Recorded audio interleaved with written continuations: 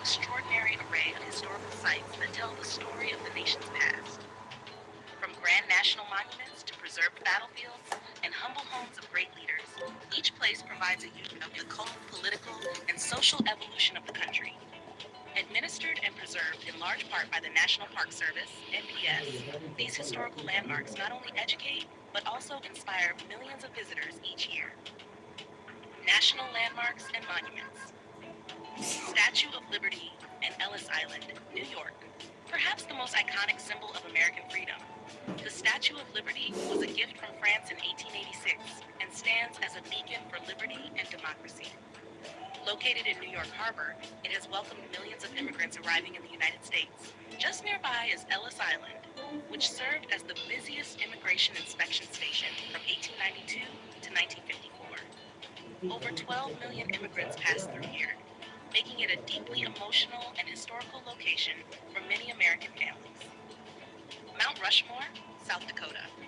This massive sculpture carved into the Black Hills of South Dakota features the faces of 4 U.S. presidents: George Washington, Thomas Jefferson, Theodore Roosevelt, and Abraham Lincoln. Mount Rushmore represents the ideals of freedom, democracy, and the American dream. It was completed in 1941 after 14 years of work and remains a popular destination for both its artistry and symbolic significance. Lincoln Memorial and Washington Monument, Washington, D.C. The Lincoln Memorial, with its grand Greek temple design and a giant seated statue of Abraham Lincoln, commemorates the 16th president's role in preserving the Union during the Civil War and promoting liberty. Nearby, the Washington Monument, a towering obelisk, honors George Washington, the first president and father of the country. Both sites are part of the National Mall and are central to America's national identity. Independence National Historical Park, Philadelphia, Pennsylvania, known as America's most historic square mile. This park includes Independence Hall, where both the Declaration of Independence and the U.S. Constitution were debated and adopted. Nearby, the Liberty Bell, a symbol of American independence, draws visitors from around the world. Philadelphia's role as the nation's first capital and the cradle of democracy is captured perfectly in this park. Battlefields and military sites. Gettysburg National Military Park, Pennsylvania. The Battle of Gettysburg, fought in 1863, was a crucial turning point in the Civil War. The park preserves the battlefield and numerous monuments dedicated to the soldiers who fought and died there. It is also the site of President Lincoln's famous Gettysburg Address, which redefined the purpose of the war and the nation itself. Pearl Harbor National Memorial, Hawaii. This site commemorates the surprise Japanese attack on December 7, 1941, which led to the United States' entry into World War II. The memorial includes the USS Arizona Memorial, built above the sunken battleship, and serves as a solemn tribute to the 2,403 Americans who lost their lives. It stands as a stark reminder of the cost of war and the importance of preparedness. The Alamo, Texas, a symbol of Texan courage and independence. The Alamo was the site of a fierce battle in 1836 between Mexican forces and Texan revolutionaries. Though the Texans were defeated, their bravery inspired others to continue the fight, ultimately leading to Texas's independence. The phrase, "Remember the Alamo," remains a rallying cry for bravery and resistance. Other notable historic sites. Mount Vernon, Virginia, George Washington's home and plantation, offers a glimpse into the private life of the first U.S. president. Located along the Potomac River, Mount Vernon includes restored buildings, gardens, and Washington's tomb. It helps visitors understand the complexities of Washington's leadership, personal life, and his views on slavery and nation building. Colonial Williamsburg, Virginia. This living history museum recreates life in an 18th century American town.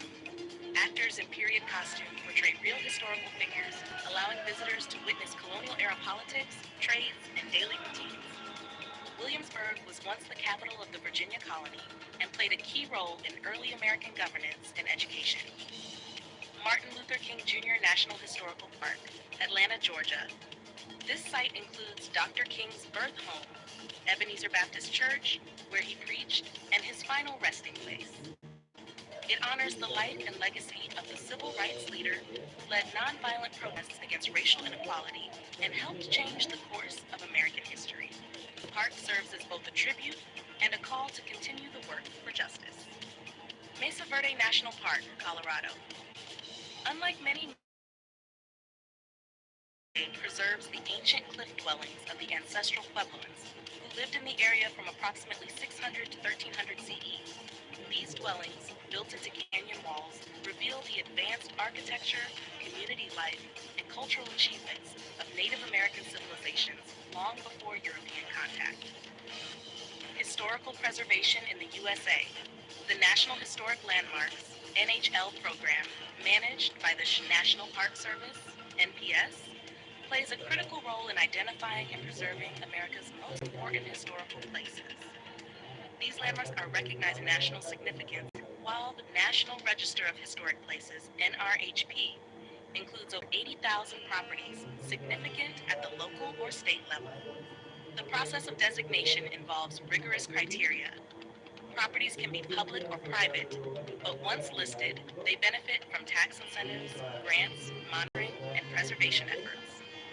While owners may object to designation, the Secretary of the Interior can still recognize a site as eligible, ensuring it is noted and valued for historical purposes.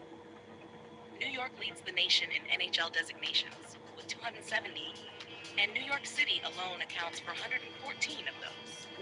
Other cities with large numbers include Philadelphia and Boston, each with their own deep historical roots. Some designations extend beyond the 50 states, including locations in Puerto Rico, the Virgin Islands, and Pacific territories, reflecting America's broader historical footprint. Interestingly, the American legation in Tangier, Morocco, is also an NHL. It was the first American public property overseas and represents early U.S. diplomacy. Conclusion. From the colonial towns and presidential homes to Civil War battlegrounds and sites of civil rights struggle, the historical places of the United States offer profound insights into the nation's journey. These landmarks are more than just tourist destinations. They are living narratives that connect past with present. Through preservation efforts by the National Park Service and programs like the NHL and NRHP, the U.S. ensures that its history remains accessible, honored, and protected for future generations. Each site, whether symbolizing freedom like the Statue of Liberty, remembrance like Gettysburg, resistance like the Alamo, or progress like MLK's Atlanta birthplace, is a chapter in America's vast, ongoing story. Exploring these places is not just about learning history, it's about understanding the identity and values of a nation shaped by countless individuals and events. Hello, ladies and gentlemen, I hope you love this video. Before leaving the video, I request you once again to hit the subscribe button, like this video, and share this video link, and the link of the channel on WhatsApp group, Facebook, Instagram, Pinterest, so that others can the same knowledge as you got. Thank you so much. Keep loving the world and keep supporting. Hearts beat to the city streets. We began to feel the fire. We rise like tall buildings as the chemicals that take us higher. The night's young, and it's just begun. Hello, ladies and gentlemen, you're watching Edwin Sunny's GQ World. I am Edwin Sunny, making a disclaimer from my side that this is the video I have created only for educational and promotional use, so that a visitor, a fan can increase his own knowledge for the world. Let's begin today's video, man. The History and Geography of Georgia, created by Admin Sunny for educational purpose only, to grow your knowledge about the world. Introduction. The country of Georgia is a small but historically rich nation, located at the crossroads of Eastern Europe and Western Asia, nestled in the South Caucasus region. Despite its modest size, Georgia's history is deeply fascinating, stretching back thousands of years to the prehistoric prehistoric era. It has been shaped by powerful kingdoms, foreign invasions, golden ages, and modern struggles for independence. Alongside its history, Georgia also boasts breathtaking landscapes, diverse climates, rich flora and fauna, and a vibrant culture that reflects centuries of interaction with neighboring civilizations. This article will explore Georgia's story in detail, from ancient kingdoms to the modern republic, while also highlighting its geography, people, and environment. Ancient Georgia, prehistory, 4th century AD. The lands of present-day Georgia hold some of the earliest evidence of human civilization. Archaeological discoveries reveal winemaking. Georgia is often called the birthplace of wine, with evidence of winemaking dating back over 8,000 years. Gold and textiles, ancient mines and weaving tools prove the region was advanced in metallurgy and fabric production. By the classical era, two important kingdoms emerged. One, Colchis, located in the fertile Colchis lowland, famous for its mythical identity. A turning point came in the early 4th century, when Georgia became one of the very first countries in the world to adopt Christianity as the state religion. This faith bound the Georgian people together and influenced their language, literature, and culture for centuries. Unified Georgian Kingdom in Golden Age, 11th and 13th centuries. In 1008 AD, Georgia was unified under the Bagrationi dynasty, which laid the foundation for a strong and centralized kingdom. King David IV, David the Builder, 1089 to 1125, expanded Georgia, defeated invaders, and promoted cultural revival. Queen Tamar the Great, 1184 to 1213, one of the most celebrated rulers of Georgian history, oversaw the peak of Georgia's golden age. Under her reign, Georgia expanded its borders, fostered trade, built magnificent churches and fortresses, and became a center of art and literature. This era marked Georgia as a powerful kingdom in the Caucasus, respected by neighbors and feared by rivals. Decline and foreign domination, 15th to 19th centuries. From the 15th century onward, Georgia's power began to decline due to both internal divisions and external threats. Mongols invaded during the 13th century, weakening the kingdom. Later, the Ottoman Empire and the Persian Empire competed for influence, often dividing Georgia into smaller, weaker principalities. By the early 19th century, unable to resist stronger powers,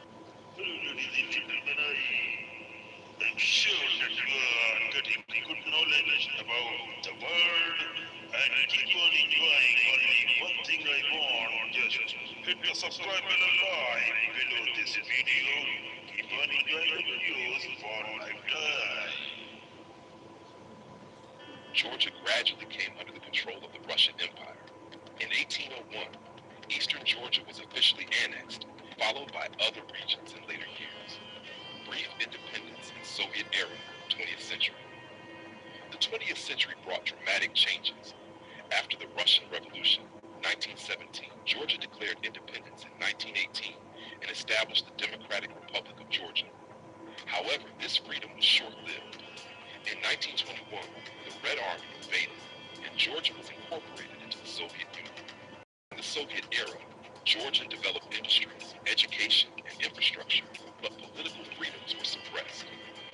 Modern Georgia, 1991 present. As the Soviet Union collapsed, a strong independence movement emerged in Georgia. On April 9, 1991, Georgia declared independence. Since then, the country has faced significant challenges. Internal instability in the 1990s. Conflicts with Russia, particularly in Abkhazia and South Ossetia, regions that remain disputed to this day. Despite these challenges, modern Georgia has rebuilt itself as a democratic nation, aiming for closer ties with Europe and the West while preserving its unique traditions. Physical geography of Georgia. Although small, Georgia's geography is incredibly diverse. Relief and terrain. Kolkita lowland, west, fertile plain, historically Colchis, rich in agriculture. Caucasus Mountains, north, snow-covered peaks, natural defense barrier. Lesser Caucasus, south, rugged highlands. More than one-third of Georgia is covered with forests, while rivers and gorges create dramatic landscapes. Climate. The climate varies by region. Western Georgia, humid subtropical, warm winters and heavy rainfall, 40 to 100 inches annually. Eastern Georgia, more continental, with drier winters and hotter summers. High mountains, alpine climate with snow and ice year-round above 11,000 feet. Soils, the Coquita lowland has rich alluvial soils, perfect for crops like citrus and tea. Mountain soils support forests and pastures, while eastern steppes favor wheat and grapes. Plant and animal life. Georgia's biodiversity is remarkable. Flora, oak, chestnut, beech, alder, fir, ash, linden, apple, pear, rhododendron, and citrus. The western forests are especially lush, with eucalyptus and evergreen shrubs, fauna, mountains, goats, Caucasian antelope, black grouse, and eagles. Forests, wild boars, bears, wolves, lynx, jackals, and deer. River seas, trout, sturgeon, and black sea fish. This blend of ecosystems makes Georgia a haven for both wildlife and agriculture. People of Georgia. Georgians call their country Sakartvelo and themselves Kartvelo. The word Georgia comes from the Persian term gorge. About 80% of the population are ethnic Georgians. Minorities include Armenians, Russians, Azerbaijanis, Ossetis, Greeks, and Abkhazians. Georgia's rich ethnic diversity reflects its position at the crossroads of Europe and Asia. Conclusion. The history and geography of Georgia offer a perfect example of how a small country can have a vast and influential past. From the ancient kingdoms of Colchis and Iberia, through its Christian heritage, the Golden Age under Queen Tamar, centuries of foreign domination, and its modern struggles, Georgia has maintained a strong national identity. Its landscapes, ranging from Black Sea shores to snowy Caucasus peaks, add natural beauty to its cultural wealth. Georgian people, known for their resilience and hospitality, continue to build their future while respecting their past. Thus, Georgia is not just a country on the map. It is a land of legend, endurance, and extraordinary diversity. Word count, 1007. Would you like me to also... Hello ladies and gentlemen, I hope you love this video. Before leaving the video, I request you once again to hit the subscribe button, like this video, and share this video link, and the link for the channel on WhatsApp, Facebook, Instagram, and Twitter, so that other friends can same knowledge as you got. Thank you so much. Keep loving the world and keep supporting me. Our hearts beat to the city streets. We began to feel the fire. We rise like tall buildings as the chemicals that take us higher. The night's young, it has just begun. Hello ladies and gentlemen, you are watching Edmund GQ World. I am Edmund Sunny, making disclaimer from my side that this is the video I have created only for educational and promotional use, so that a visitor, fan can increase his own knowledge for the world. Let's begin today's video, man. 1,000 words. This video was created by Admin Sunny, only for educational use. Singapore's story is a fascinating journey of transformation, from a small fishing village to a powerful global city-state. Situated at the southern tip of the Malay Peninsula, Singapore has always had strategic importance. Over centuries, it evolved from a humble trading port known as Temasek to a modern, independent nation. Early beginnings, the age of Temasek. Before Singapore became known by its current name, it was referred to as Temasek, a Javanese word meaning sea town. It was already a significant maritime trading hub by the 13th and 14th centuries. Historical records and archaeological evidence show that the island had a thriving settlement. It served as an outpost for the Srivijaya Empire, a powerful maritime kingdom based in Sumatra. In the 14th century, Temasek appeared in Chinese traveler Wang Daiwu's writings, which describe it as a busy port.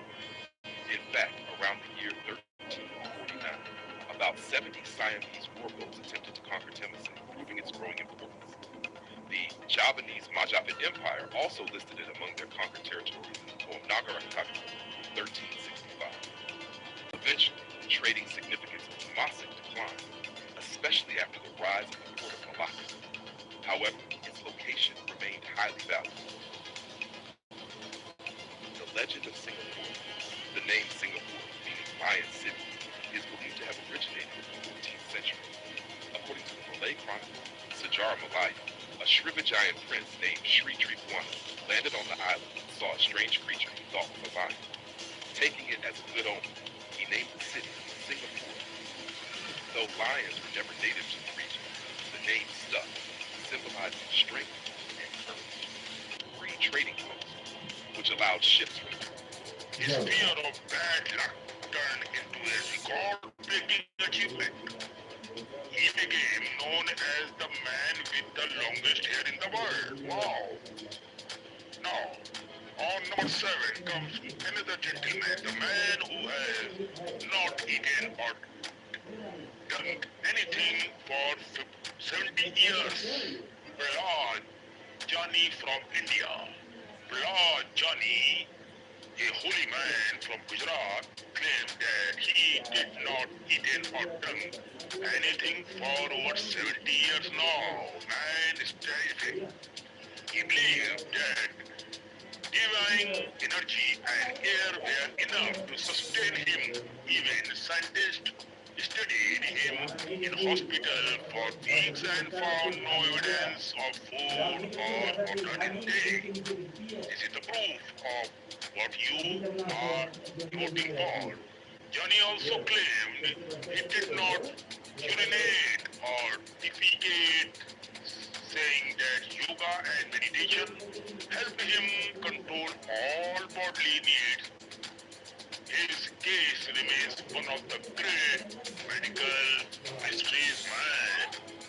Now, here comes number 8, the conjoined twin who lived for 66 years, Rooney and Tony.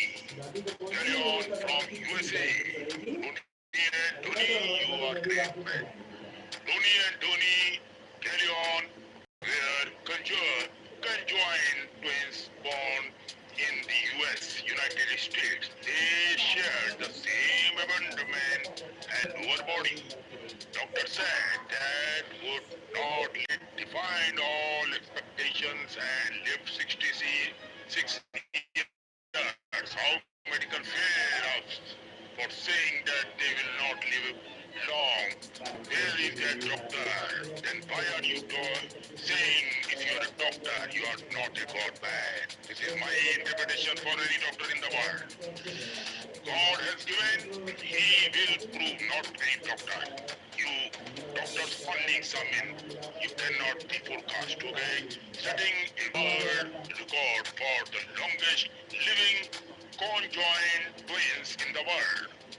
They performed in very series during their youth and later become local celebrities for their resilience and cheerful attitude towards their life. Beautiful, very nice. I like it. What can doctor do? Doctor is not God man. Number 9 comes the girl who lives in a plastic tub. Rehma Haruna from Nigeria. Rehman Haruna from Nigeria was born healthy but at 6 months old, a mysterious illness stopped the growth of her limbs. Her arms and legs moved, leaving her unable to move. Since then, she lived her entire life in a plastic tub, which her family used carry her from one place to another place. Despite her condition, she smiled and dreamed of owning a small grocery store. Wow. Her story inspired millions worldwide before she sadly passed away at the age of 90. So sorry for that. God will give you another chance, another life. My wishes, my prayer for this beautiful girl. So don't worry, I pray for your soul and in sunny here. Don't you worry. The man who lives alone in Antarctica is Alan, Antarctic researcher. Finally, there Alan, a man who lives entirely alone in Antarctica, one of the coldest and most desolated place on earth. worked as a researcher or station keeper surrounded only by snow and ice. No trees there, no animals there, and no other human for hundreds of miles from the area. Despite his location, Alan finds peace in his secluded areas and you can say solitude and has adapted to life in one of the hottest environment on the planet. Now, these are 10 gentlemen about which I have talked about. Now, the conclusion here is this story shows that the world is full of incredible and unusual individuals who live in ways most of us can't imagine, man. Where by choice, by faith, by circumstances, or by illness, each one of them teaches a unique lesson. Aruna reminds us of strength in pain. Number two, Amu Haji of defense against norms. Number three, Paul Alexander of courage in limitations. Now, next one is Miguel Restrepo of hope is poverty. Another one is Amar Bharati of spiritual devotion. Dan Van Hay of faith in superstitions and Prahlad Jani of mystery beyond science. Ronnie and Donnie, the two brothers of brotherly brotherhood in unity. Rema Haruna of acceptance and the grace. Alan of endurance in loneliness. They are living or we are living. Testaments be to how was. He said it is a dramatic lifestyle and it goes like that with the God has provided. This is Edmund Sunny saying goodbye to all my fans and friends who are watching my video. Before leaving this video, I only request to hit the subscribe bell and like under this video so that you never lose the upcoming another story on this channel, and make sure to hit the subscribe bell and like on my all other music channel also, movie channel, Sunny's Explain Movie.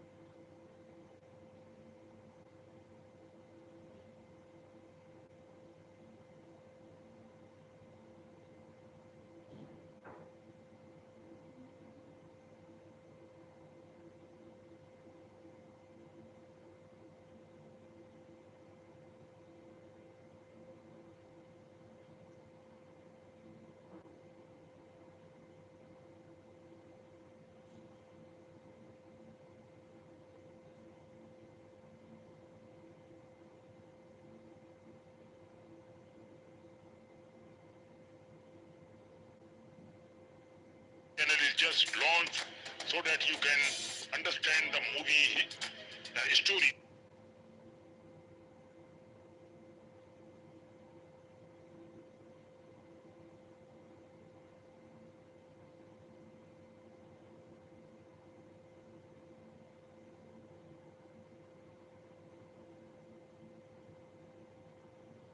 Fully in my style. Thank you so much for watching this video and make sure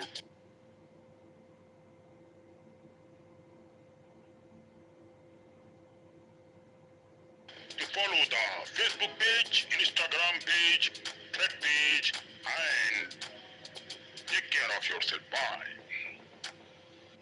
Hello ladies and gentlemen, I hope you loved this video.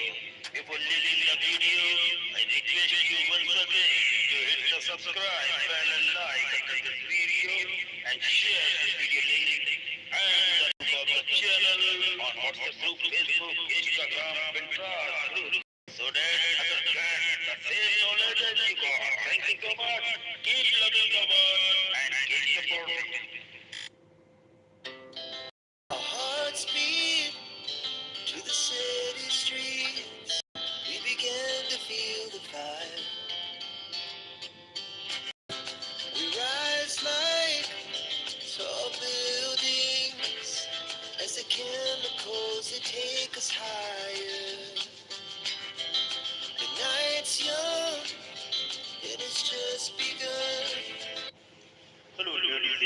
gentlemen, you are watching Edwin Sunny's GQ World. I am Edwin Sunny, making disclaimer from my side that this is the video I have created only for educational and promotional use so that a visitor, a fan can increase his own knowledge for the world. Let's begin today's video, man.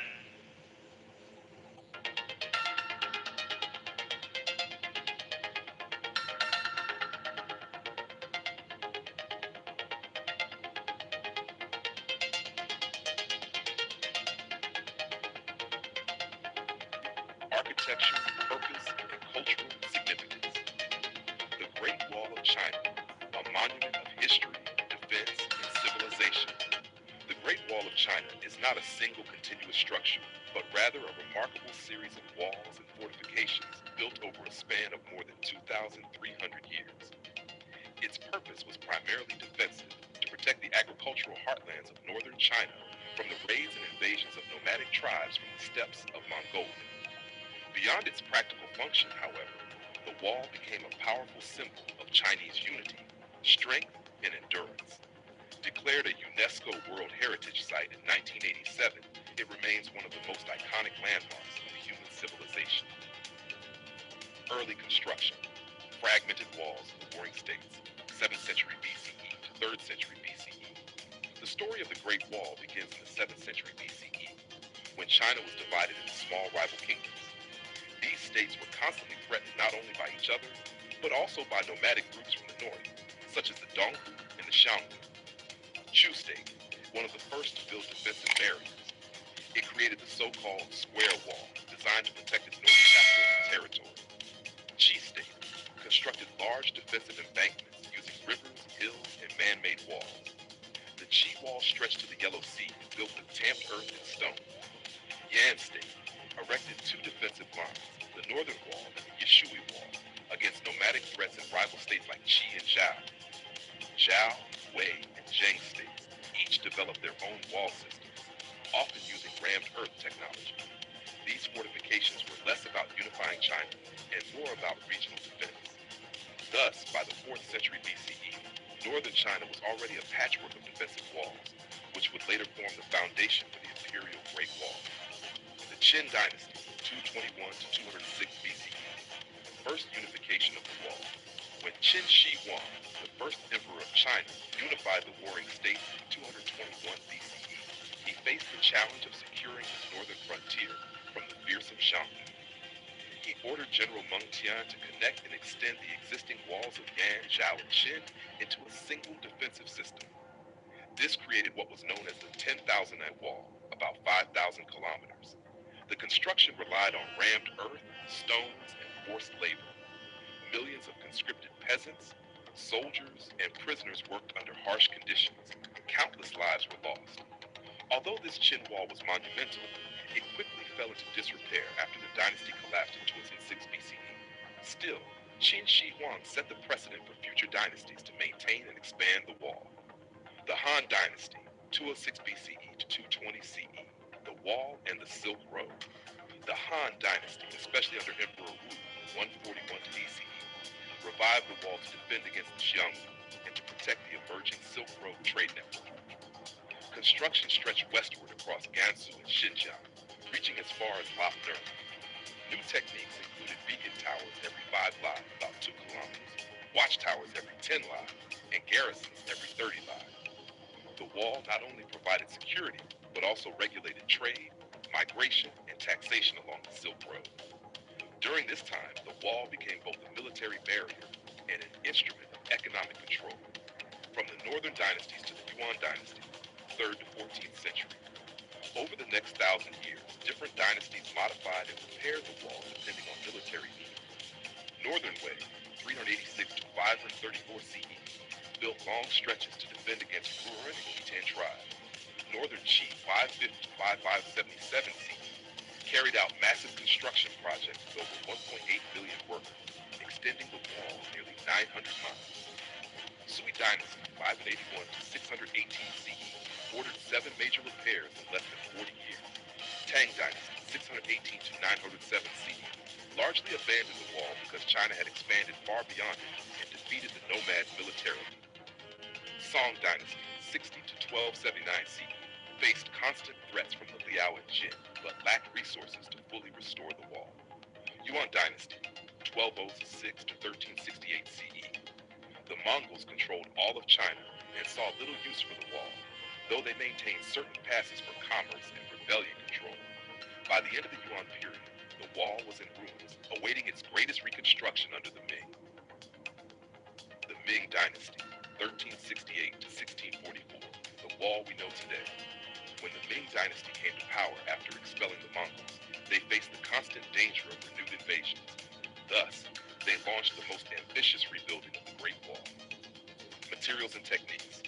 Unlike earlier dynasties that relied on rammed earth, the Ming used bricks, cut stone blocks, and mortar reinforced with sticky rice. This made the wall far stronger and more durable. Design. The wall averaged 23-26 feet, 7 to 8 feet high, with a width of 21 feet at the base and 19 feet at the top. Watchtowers, beacon towers, and fortified passes such as Zhuangguan and Shanhaiguan strengthened its defense. Strategic gates. Zhuyang Pass, near Beijing, was among the most crucial, protecting the capital from northern invaders. Dual walls. In many places, the Ming built inner and outer walls, creating layers of defense. It is estimated that over 8,000 miles, 13,000 kilometers of walls, including natural barriers, towers, and trenches, were maintained during the Ming. Much of what tourists see today, battling Mutianyu scimitar, dates back to this era. Qing Dynasty, Qing 1644 to 1911, decline of the wall. The Manchu rulers of the Qing Dynasty did not emphasize the wall as much as the Ming. Instead, they followed a strategy of diplomatic integration and alliances with Mongols and Tibetans. As the empire expanded deep into Central Asia, the wall lost much of its military significance. It gradually decayed, though certain sections were repaired for local defense and symbolism. Has structure and features of the Great Wall. The wall was not simply a single barrier. It was a complex military system with several components. 1. Walls, constructed from local materials, tamped earth in deserts, stone in mountains, bricks near cities. Heights range from 15 to 30 feet, wide enough at the top for soldiers and horses. 2. Watchtowers, built at regular intervals for surveillance and signaling. 3. Beacon towers, used for communication through fire signals by night and smoke signals by day. 4. Passes and fortresses, strategic strongholds like Jiaiguan, the western end, and Shanhaiguan, the eastern end, known as First Pass Under Heaven. 5. Moats and ramps, added in some regions for extra protection. This integrated system allowed China to monitor movement, respond quickly to invasions, and regulate commerce.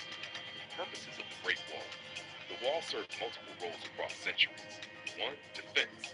Its primary function was to protect China from northern nomadic invasions, particularly from the Xiongnu, Mongols, and other steppe tribes.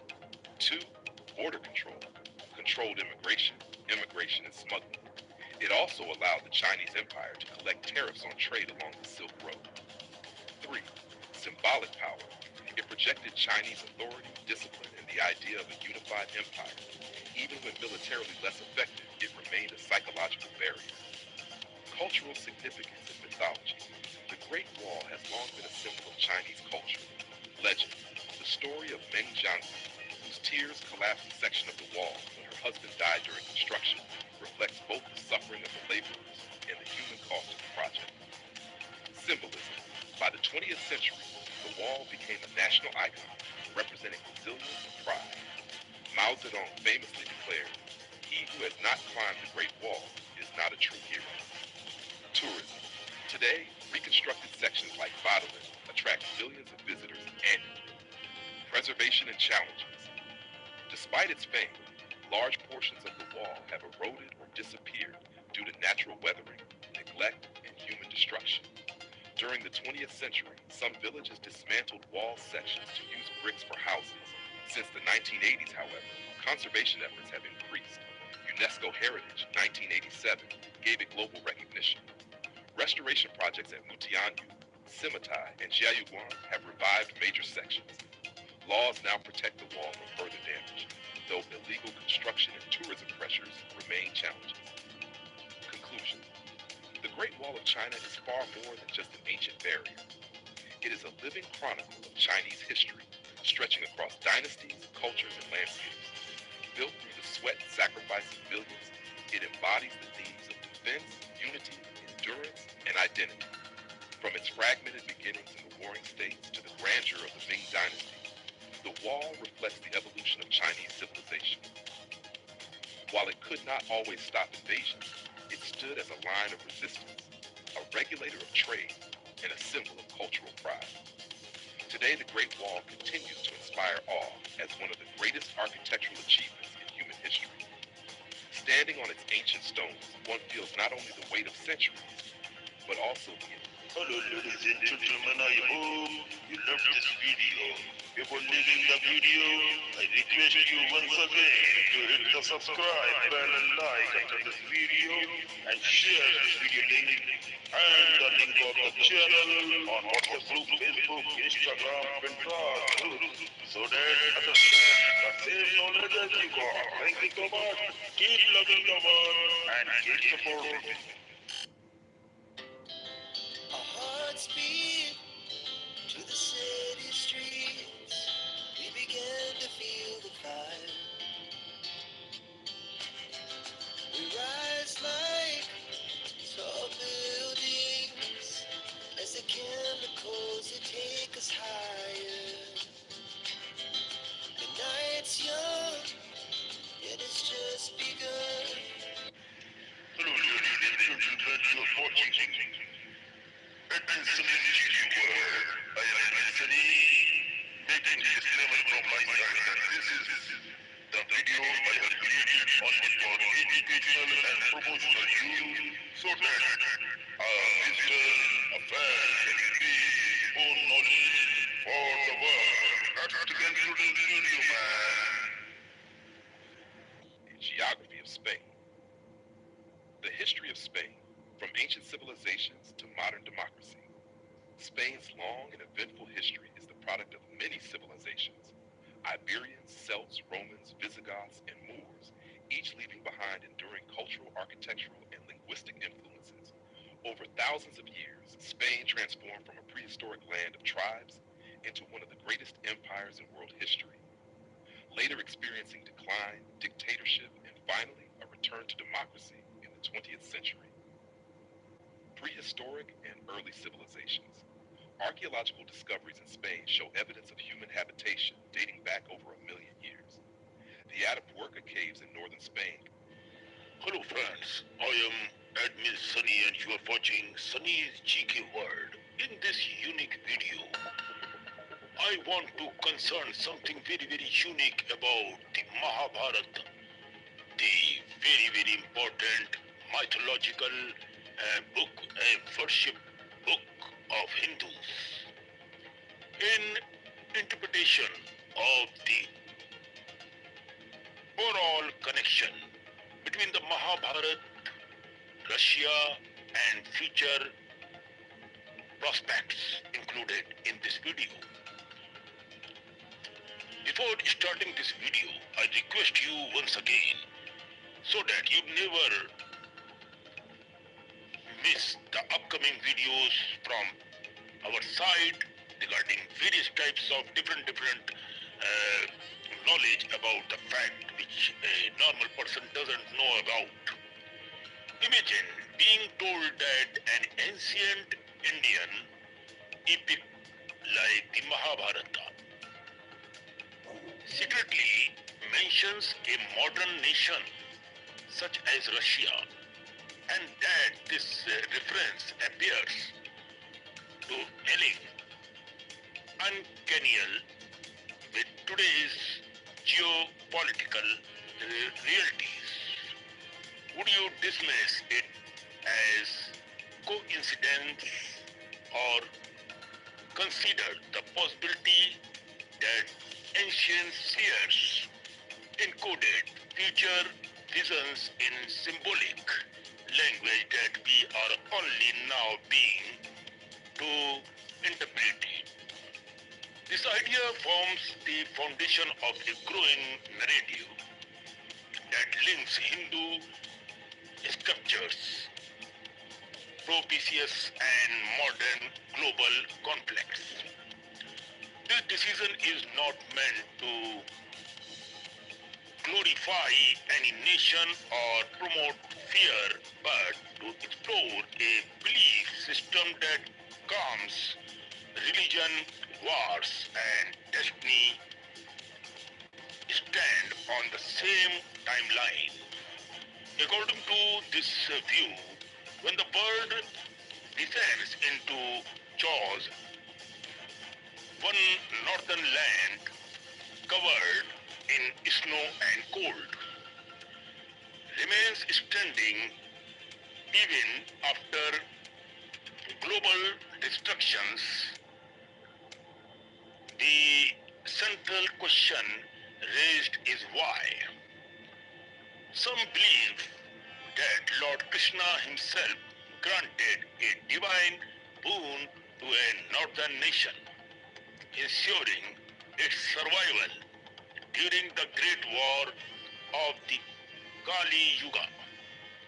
According to these interpretations, that nation is not India, but it's Russia. Whether this is mythology, symbolism, and speculative prophecy is open to debate, but the idea continues to fascinate many people.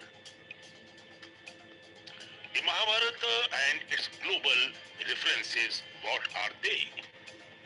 The Mahabharata, composed by Maharishi Vedvyas, is one of the longest and most influential epics in human history till date, consisting of nearly 100,000 verses. It is often called the fifth Ved,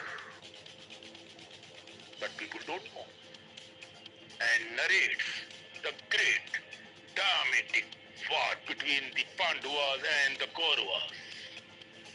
Beyond warfare, it explores philosophy, duty, morality, and the nature of time. Traditionally, the epic is associated with the Indian subcontinent. However, some scholars and interpreters argue that it also references distant regions and kingdoms. In the Sabha Parva Book of Assembly Hall, particularly chapter 51, a list is given of kings who attended Yudhishthira Rajasuria Yagna. Among these names is a region described as Rosha or Rusa, R-U-S-A or R-O-S-H-A, which some modern interpreters associated with present day is called as Russia. Do you understand why? This is the fact I have included this story so that to increase your knowledge regarding mythology of India and mythology of the world. This identification is not universally accepted by historians. Most academic scholars treat these names as symbolic or referring to Central Asia, Central Asian tribes, rather than modern nations, state still proponent and of the theory argued that ancient geography was far broader than commonly assumed. So, part by part, we will go through the matter. India-Russia friendship and its symbolic meaning. What's that? In modern times, India and Russia have shared a long-standing strategic partnership from Cold War diplomacy to military and political cooperation. Russia has frequently supported India on international platforms, including at the United Nations. These historical facts are often cited by believers as evidence of an ancient karmic bond rather than mere political alignments. Some narratives suggest that this friendship predates modern politics and extends back to the era of Lord Krishna.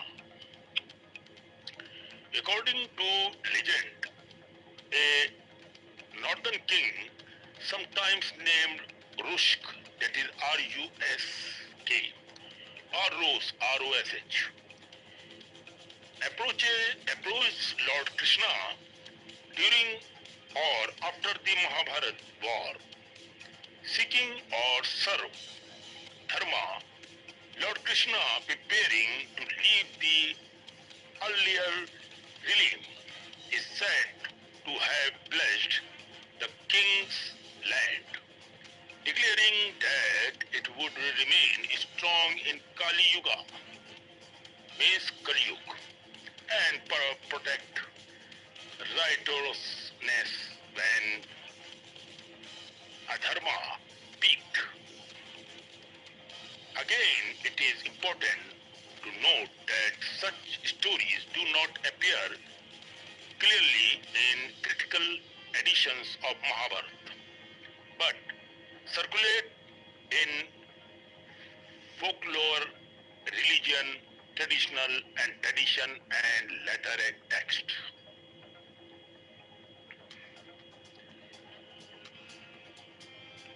Bhavishya Malika and apocalyptic books, what they said. A major cause fueling these beliefs is the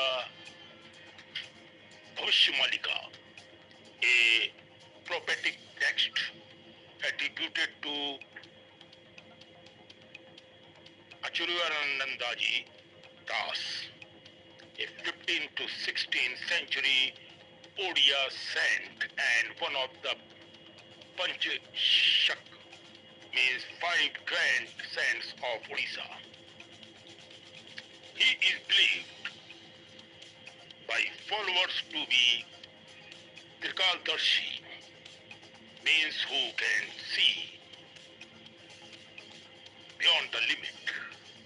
It's a Hindi word is Trikaldarshi, or the people who has the knowledge beyond the limit is Trikalgyani.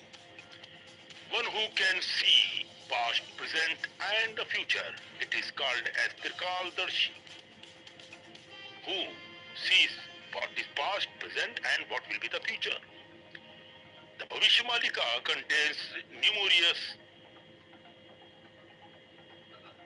prophetics and about moral decline, wars, famine, natural disasters and the eventual arrival of Kalki Avatar.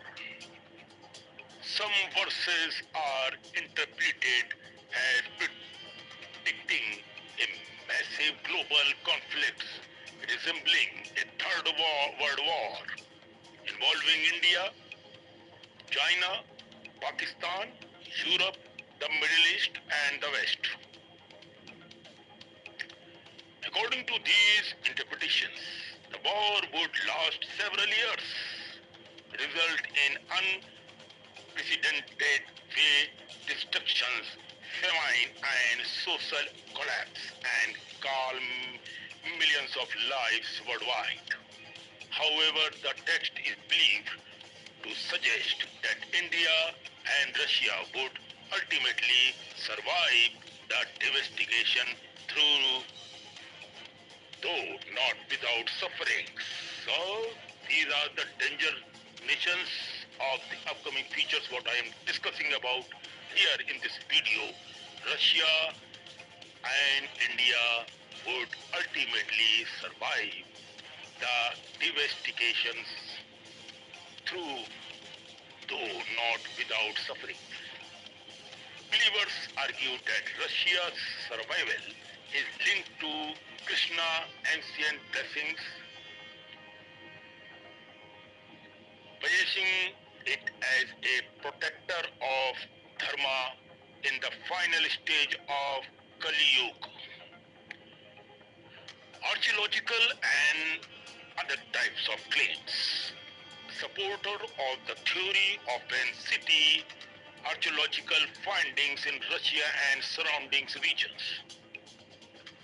claiming the discovery of symbolic such as swastika, fire altars, iron idols assembling Hindu deities. They also point to linguistic similarities between Sanskrit and Slavic languages, suggesting a shared Indo-European root.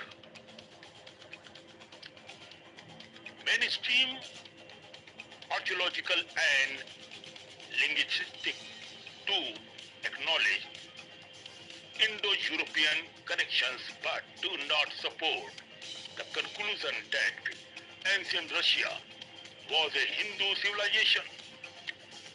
These interpretations remain speculative and are often criticized by so many selective using evidences. Hinduism in modern Russia. In recent decades, Hindu philosophy,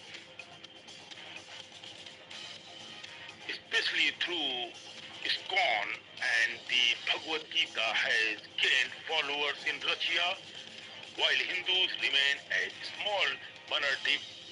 Interest in yoga, Vedanta, and Krishna consequences has increased Russian tradition and towards the view of Bhagavad Gita are widely read not only by Hindus but also by spiritual seekers. Some enthusiasts interpret this culture interest as fulfillment of prophecy. However, from an academic perspective, this trend is better understood as part of global spiritual exchange rather than religious transformation of a nation. Now, what is the conclusion at the last? That is very, very important. Conclusion, faith, symbolism, and the future. The idea that Russia was blessed by Lord Krishna and destined to play a major role in the end of Kali Yuga exists at the intersection of faith, mythology, prophecy, and modern geopolitics. For believers, ancient texts are not merely stories but coded timelines of humanity's faith. For sketchbook, these interpretations reflect symbolic thinking applied to contemporary anxiety. What is certain is that ancient sculptures like the Mahabharata and texts such as the Bhavish Malika continue to influence how people interpret the present and imagine the future. Whether these prophecies are destiny or metaphor remains an open question right now. One that ultimately depends on personal beliefs rather than historical proofs. If everything is already written, the final question remains, are we moving blindly towards fate, or do we still have the power to choose a different path?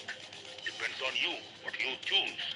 So this is the story which I took for my fans and friends around the globe. Please hit the subscribe bell and like below this video so that you never miss the upcoming mythological or different type of stories on Sunny GK World. Keep supporting and also follow my Facebook page, Instagram, thread, and our videos are also launched on Daily Motion channels. You can see you will get somewhere there on Daily Motion sites, and also we are launching Telegram channel very soon. So till then, take care. Bye bye. Love you all.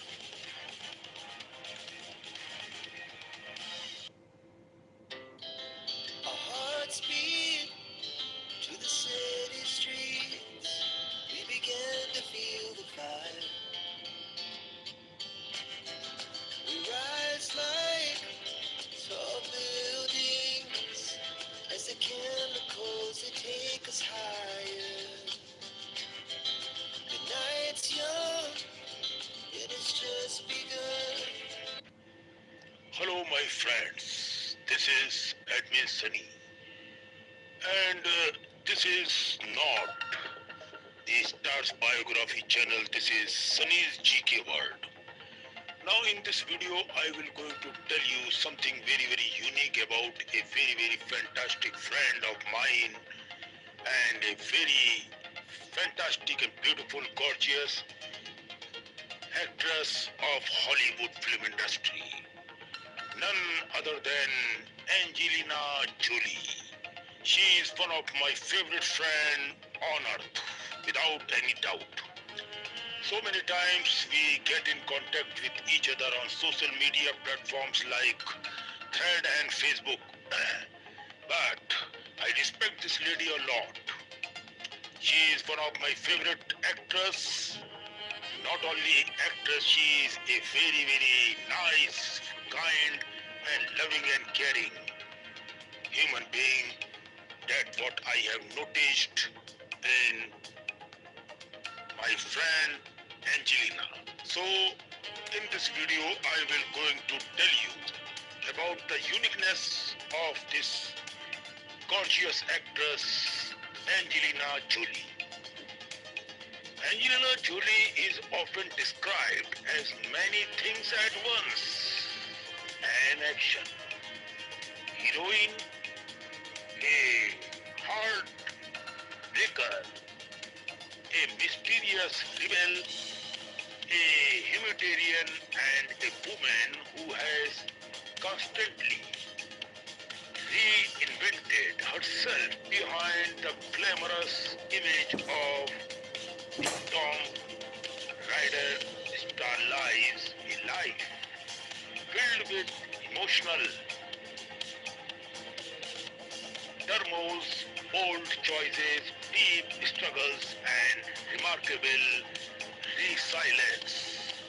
Her journey from a troubled childhood to becoming one of the most influential, you can see, a brilliant and talented woman in the world, is a story of transformation shaped by faith, courage, and self-discovery. Angelina Jolie was born on June 4, 1975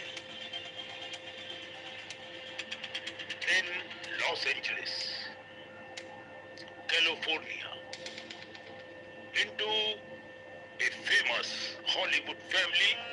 Her father, John Wycott, was already a successful actor, and her mother, Marceline Bartlett, was also an actress. I am really sorry for that. If you have any pronunciation in dictating the words, it may not be like in the same way of American style, because I am not from America, keep in mind. Was also an actress who later sacrificed her career to raise her children. Jolie's birth brought immense joy to her father, who later recalled holding his newborn daughter and feeling that she looked very wise, like an old friend. These are few beautiful words by his father, told very wise like an old friend. Her godparents included well-known actors Jacqueline Bisset and Maximilian, and her extended family was filled with artists and performers, making acting almost inevitable. Despite this glamorous background, Jolie's early life was far from stable.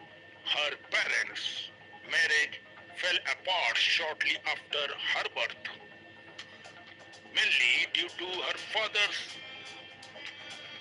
decision when Angela was just 1 year old. Her parents divorced. That was the very bad patch of the life. I am sorry to say, but I don't like all this divorce and all. Once you got married, you have a child, it's your duty to perform the whole life with each other. Divorce is a dark spot in human's career. As per my choice, I am not interested for all these useless things. It means you are destroying your own life as well as others' life. So this is my rule. But the whole world cannot be motivated by my rule. This is my another rule. And her mother moved away with Angelina, and her brother James Heaven, while John Hogarth's career continued to flourish. Marceline devoted herself entirely to raising her children, instilling them independence and emotional openness. Jolie grew up in a relatively liberal household, raised as a Catholic, but never forced into strict religious practices.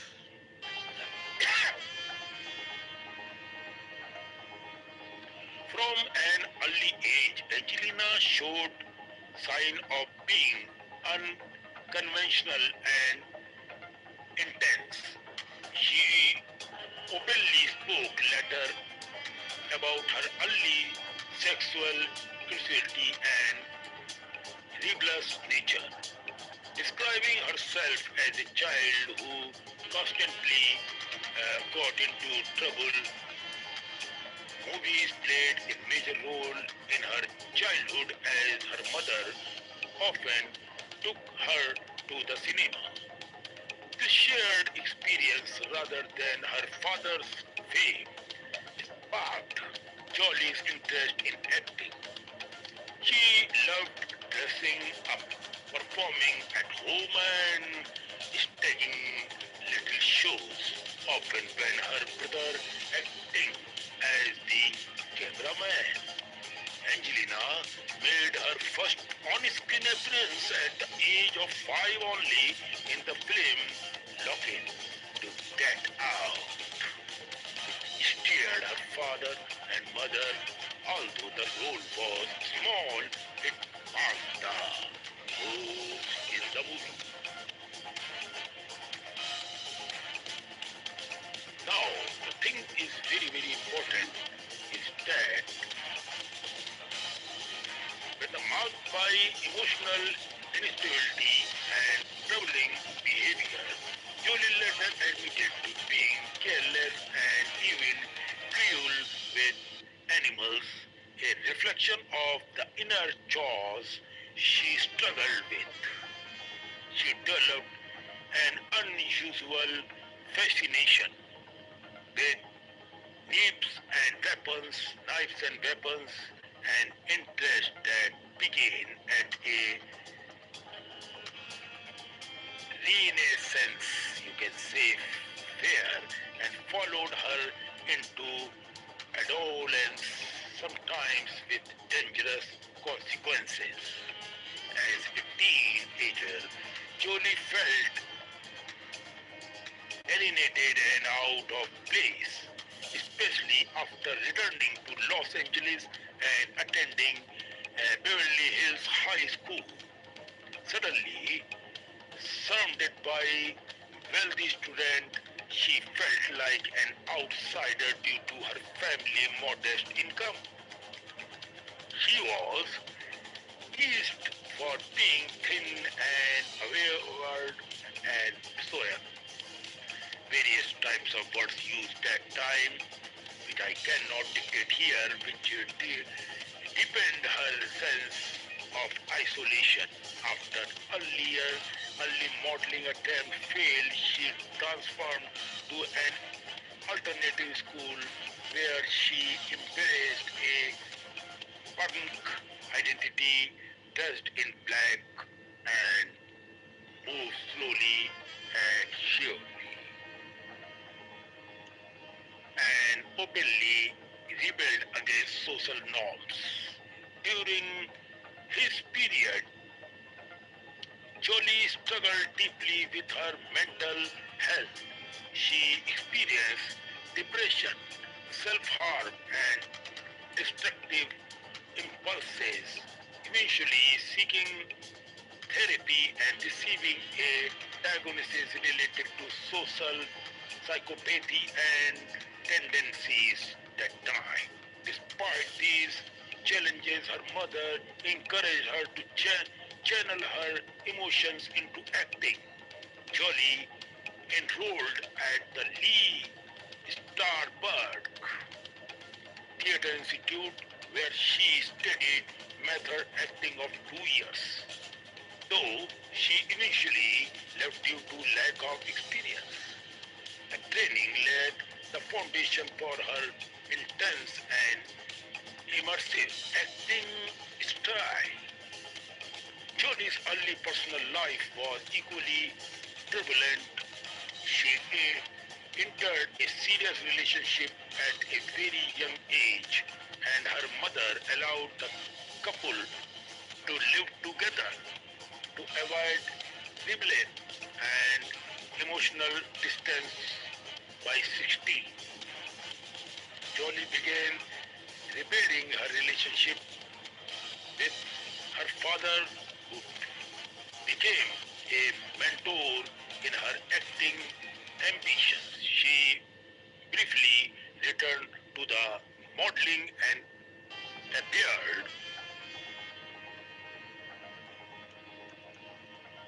in music video and student films, slowly building confidence and exposure. Her first major film role came in 1992 with Cyborg 2, a low-budget sci-fi sequel, you can say. Although she was excited to star in her first Hollywood lead role, but she was deeply disappointed by the final result and later described feeling physically ill after watching it. The film was a critical and commercial failure, but it marked an important turning point. Angelina dropped her father's surname and became now professionally as Angelina Jolie. This is the name she got by this sense. Now this is the important turning point. Angelina dropped her father's surname and became known professionally as Angelina Jolie. Despite setbacks, Jolie persisted. Her breakthrough came with the 1995 film Hacker. There she played a confident and charismatic hacker. Although the film initially failed at the box office, critics noticed Jolie's powerful screen presence. Around this time, she married her co-star Johnny Lee Miller in a highly unconventional blood wedding where she wore black and wrote his name on her shirt in her own blood. The marriage was intense but short-lived, mirroring the emotional volatility of her life at the time. Professionally, Jolie continued to grow through roles in films like Foxfire, where she portrayed a rebellious teenage leader, and later through television projects such as George Wallace. Her performance in George Wallace earned her critical acclaim and major award nominations, proving her dramatic abilities and capabilities. This success led to her casting in HBO's biological film Gia, where she portrayed troubled supermodel Gia Garangi. The role of Gia became a defining moment in Jolie's career.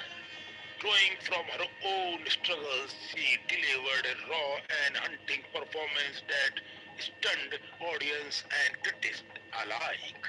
The film earned her a Golden Globe, a Screen Actor Guild Award, and this is a very important turning point, and Emmy nomination. It was both personal and professional breakthroughs, forcing Jolie to confront her demons while establishing her as a serious actress. As ultimate rise to global fame came and Girl with Girl interpreted 1999, playing the violet and magical Lisa Raw. Jolie dominated the screen and stole focus from the film lead. Her performance earned her the Academy Award for Best Supporting Actress along with multiple other honors. At just 24 years old, Angelina Jolie had reached the peak of the Hollywood recognitions. That's beautiful. This is the quality of this great lady and my best friend ever. Through fame, brought controversy, intense media security, and public misunderstandings, it also marked the beginning of Jolie's transformation from a troubled teenager and self-destructive young woman. She evolved into a globally respected actress and humanitarian, and her later work as a goodwill ambassador, her advocacy for refugees, and her dedication to for the human beings causes would redefine her public image entirely. Angela Jolie life story is not one of simple success but of constant struggle throughout the life, and with a heavy high quality courage in Angela I saw myself right now. She is a brilliant, talented and courageous woman on earth.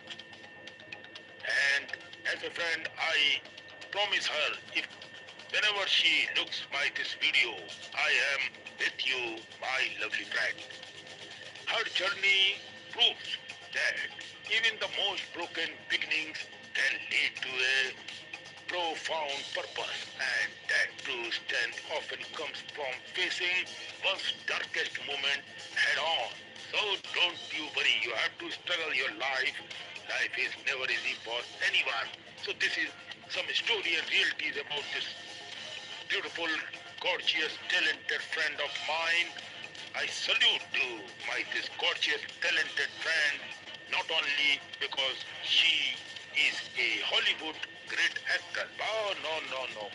I appreciate because I know her somewhat as a good human being, caring, loving, and thinking woman she is. what I have noticed as a friend of Angelina. Love you, love you, love you. One more thing. The people, the person, the ladies, the girls who feels that marriage is all everything, you are wrong. Care, feelings, wait for a good friend who takes you on with strong remarks and who touches you, who stops you if you do something wrong is a true and pure love. That's what I have for Angelina Jolie. God bless you and always with you. Love you, madam. Thank you, and Sunny here.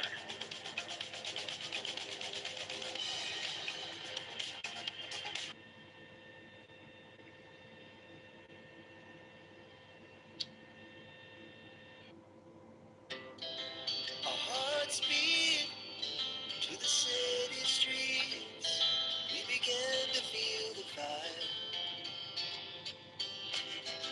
We rise like tall buildings as the chemicals that take us higher. The night's young and it's just begun.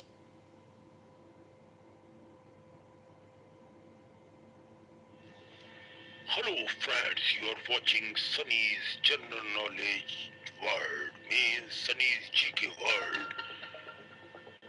On this video, we will provide some very fascinating and unique informations about the past, about the world. Now, in this today's topic, I have chosen to tell you something about various types of monuments and historical places in India. Now, today I will discuss about the truth and the story of Taj Mahal that is in Agra. So, before starting this video, I request you to please hit the subscribe bell and like button below this video so that whenever we launches our new video, you will never get to miss that upcoming video. You can able to watch that video particularly, especially for you, fully without paying even a single pie for that.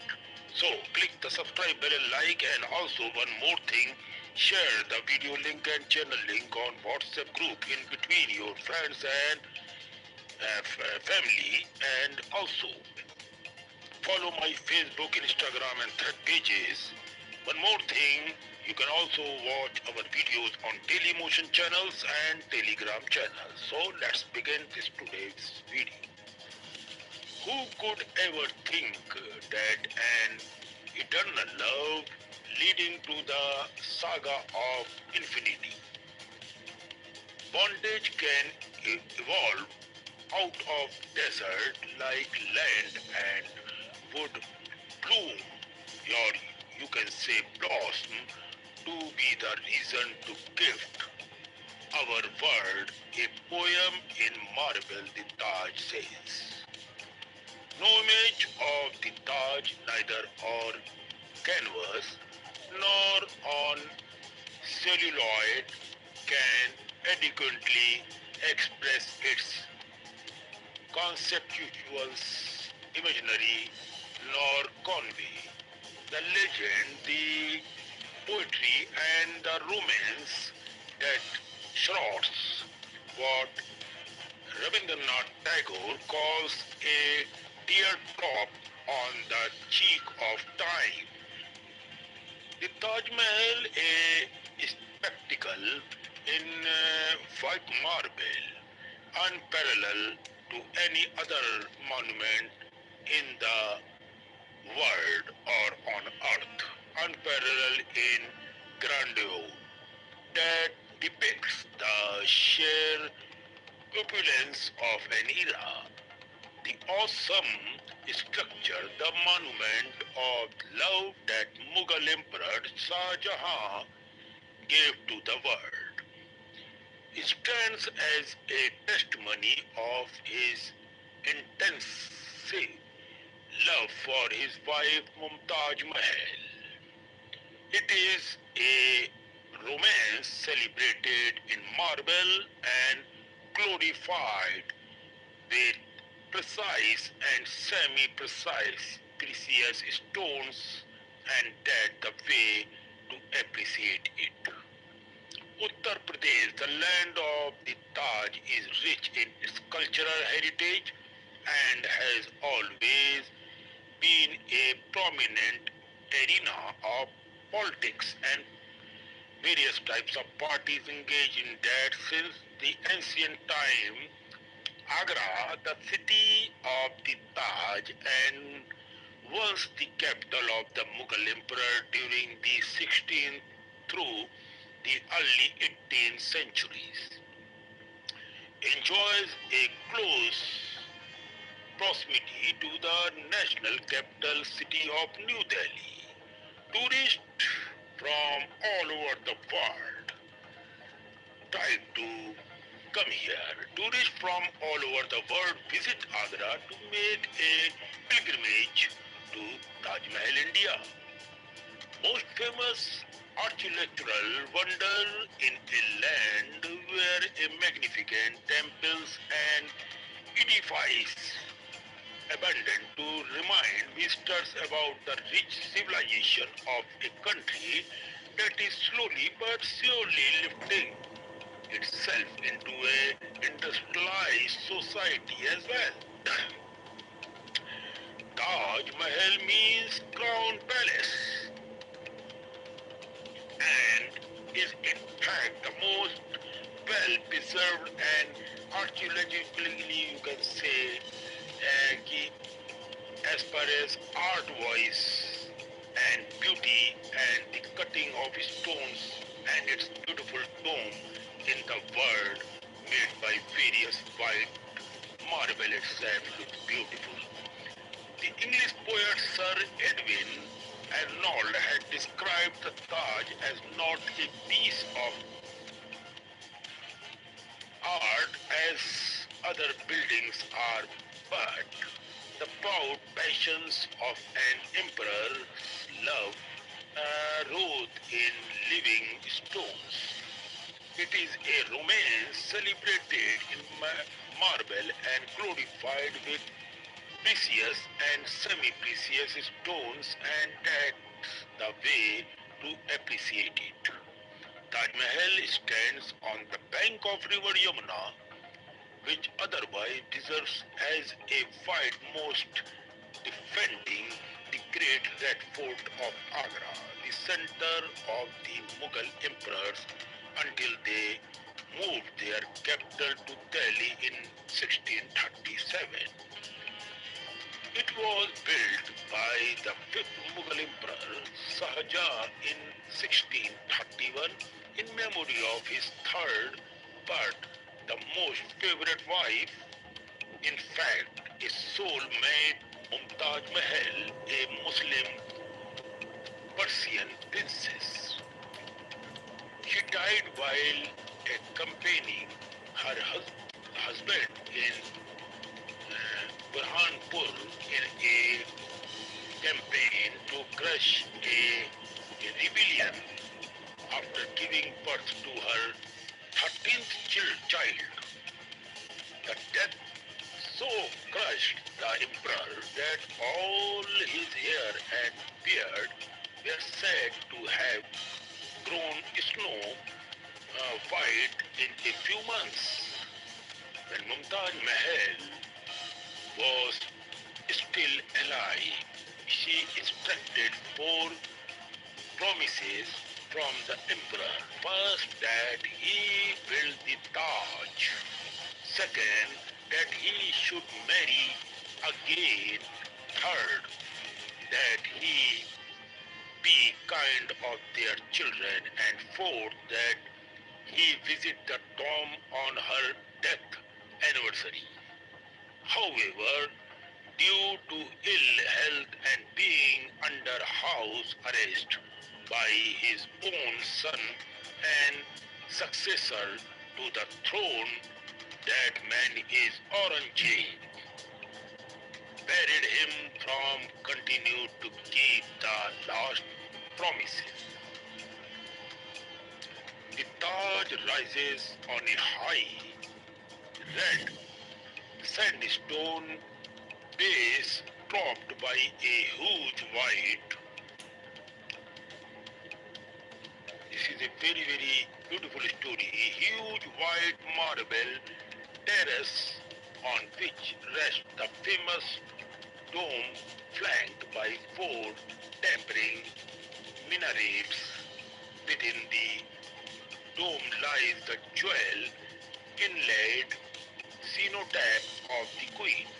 So executes is the workmanship that the Taj has been described as having been designed to giant and finished by jewelries.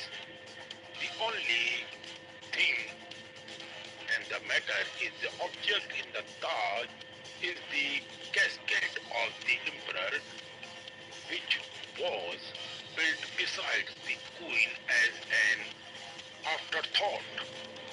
Legend has it that during his 8 years long eliment and imprisonment, Shah Jahan used to intensely view the Taj lying on the bed through a diamond fixed in the wall in front of a particular angle wall.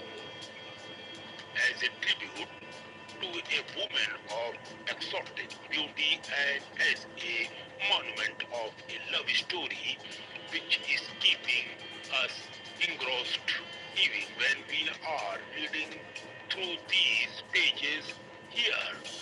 Truly an everlasting romance of a love not ended as yet. The Taj reveals its subtitles to its beholders. The rectangular base of Taj is in itself symbolic of different sides from which to view a beautiful woman. The main gate is like a veil to a woman's face, which should be lifted delicately, gently, and without haste on the wedding night. In Indian tradition, the veil is lifted gently to reveal the beauty of the bride. As one stands inside the main gate of Taj, his eyes are directed to an arch which frames the Taj. The dome is made of rich marble, but the dome is set against the plain across the river, and it is his background that works. Its magic of colors that, through their reflections, change the view of the Taj Mahal. The colors change at different hours of the day and during different seasons. The Taj sparkles like a jewel in moonlight when the semi-precious stones inlaid into the white marble on the main mausoleum catch and reflect back its glow with a better gleam. The Taj is pinkish in the morning, milky white in the evening, and golden when the moon shines. These changes, they say, depict the different moods of a beauty of any kind. This is the beauty of Taj Mahal marbles, change of the color whole day. Different people have different views of the Taj Mahal, but it would be enough to say that the Taj has a life of its own that leaps out of marble, a masterpiece of the art and science of adding architectural tips and tricks, a representative of an era called the Mughal period, surpassing any authority to add or de-add anything in any sense in or out of the Taj Mahal. The Taj Mahal stands tall with grace, is not just a parable epitome of emotional and eternal love between a man and a woman, but for other reasons too. Emperor Shah who commissioned the construction of the Taj Mahal, desired to create it also as a symbol of solemnity, harmony, purity, and spirituality as well. So, this is the inner part of the making of Taj Mahal. The Taj is simply a majestic tribute to an exotic beauty. The saga of the Taj would be half told if the mighty related to its not mentioned. Like many a great buildings, the Taj Mahal has its myths and legends. It seems that there is more fiction on the Taj than serious scholar research. Several of these stories belong solely to oral traditions and are told by the guide. Some are so established that they form a popular history of the monument and have made their way into guidebooks, and some have been taken up by scholars or even created by them and thus become part of the surely and a strong debate itself. What are the facts more regarding this beautiful monument? To the last category belongs the oldest torn tales of the Taj. Here the most widely known is the story of the second Taj, the Black Taj, which Shah Jahan intended to build in black marble opposite the present mausoleum right now on the site of the Mehtab Bagh. It goes back to the Jean Baptist Tavernier, who, when at Agra in 1965 AD, reported that Shah Jahan began to build his own tomb on the other side of the river, but the war with his son interrupted his plan totally and unable to complete it. And Aurangzeb, who regime at present is not disposed to complete it. Saja was put under house arrest by his own son and successor by force Aurangzeb. The latter did not agree with his father on most issues and was particularly opposed to him building a black Taj like this as his own mausoleum, you can say. Or, upon Shah Jahan's death, Aurangzeb made the body of the emperor, who got the body of his beloved Mumtaz, is a golden casket from Burhanpur to Agra, carried in a boat by only two men and buried him in the Taj next to his wife is probably the simplest manner. Saja, the emperor who fulfilled the wishes of his beloved, could not find fulfillment of his own wish to build a black Taj to express his mourning for the beloved Queen Mumtaz Mahal even after his death. That was the serenity in the beauty of the love. So this is all the story of Taj Mahal I have told you. This is the basic what happened that time by the emperor for her love. I hope you loved it, and please make sure to hit the subscribe bell and like below this video so that I will be bringing another good video very soon.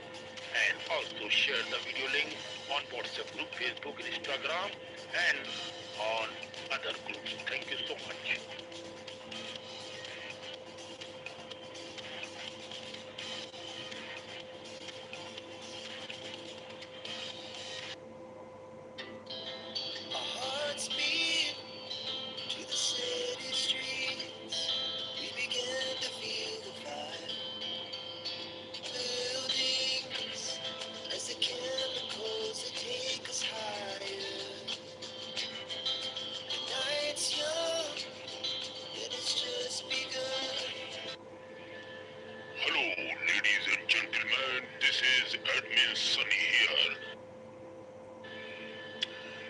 watching Sunny's GK World. In this video, I will going to discuss the importance and the beauty of one and only beautiful country in its class, and that is New Zealand. This is the story of New Zealand. Why this nation is very, very special in terms of safety, beauty, and peacefulness. Here we are discussing about New Zealand. When we talk about the peace, equality, the love, the affection, the equity, there is so many nations around us, but New Zealand, I find, is better than all. When powerful nations around the world are shaken by nuclear threats all day long, all round the globe and all round the year. When powerful nations around the world are shaken by these attacks, these wars, these nuclear threats, and the fear of war, when tensions rise between the countries like Iran and the United States right now, there exists a country quietly sitting in a corner of the world, untouched by jaws. That country is none other than New Zealand, often considered one of the safest places on earth. This is the blessing of universe, I think. The biggest strength of New Zealand is its geography. It lies in the middle of the Pacific Ocean. In Hindi we call it Prashant Mahasagar. Thousands of kilometers away from major conflict zone. Even its closest neighbor like Australia is also about 1,600 to 2,000 kilometers away from New Zealand on Earth. Because of this distance, any missile launched from a region like the United States, Europe, or the Middle East would likely be detected and neutralized before reaching to New Zealand. That's why this country is quite very safe, man. New Zealand has no major enemies. In the meantime, no nearby hostels, military bases, and no strategic resources like oil that could make it a target. Its military is defensive rather than aggressive, which further reduces the chances of conflicts itself. Even if an enemy tried to attack, maintaining supply lines across vast oceans would be extremely difficult. But safety is not just about avoiding wars, it's also about survival. New Zealand is highly self-sufficient. It produces more food than it's needed, almost, has abundant clean water, and generates significant renewable energy itself. Even if global supply chains collapse, the country can sustain itself by its own. So this is the beauty of New Zealand. Congratulations, those who are staying there, man. Love you all and your sunny here. Because of this, many billionaires are reportedly buying land and building bunkers in New Zealand, seeing it as a safe haven in case of global disaster. In fact, New Zealand declares itself a nuclear-free zone in the 1980s itself, and it does not allow nuclear-powered or nuclear-armed ships into its port to enter.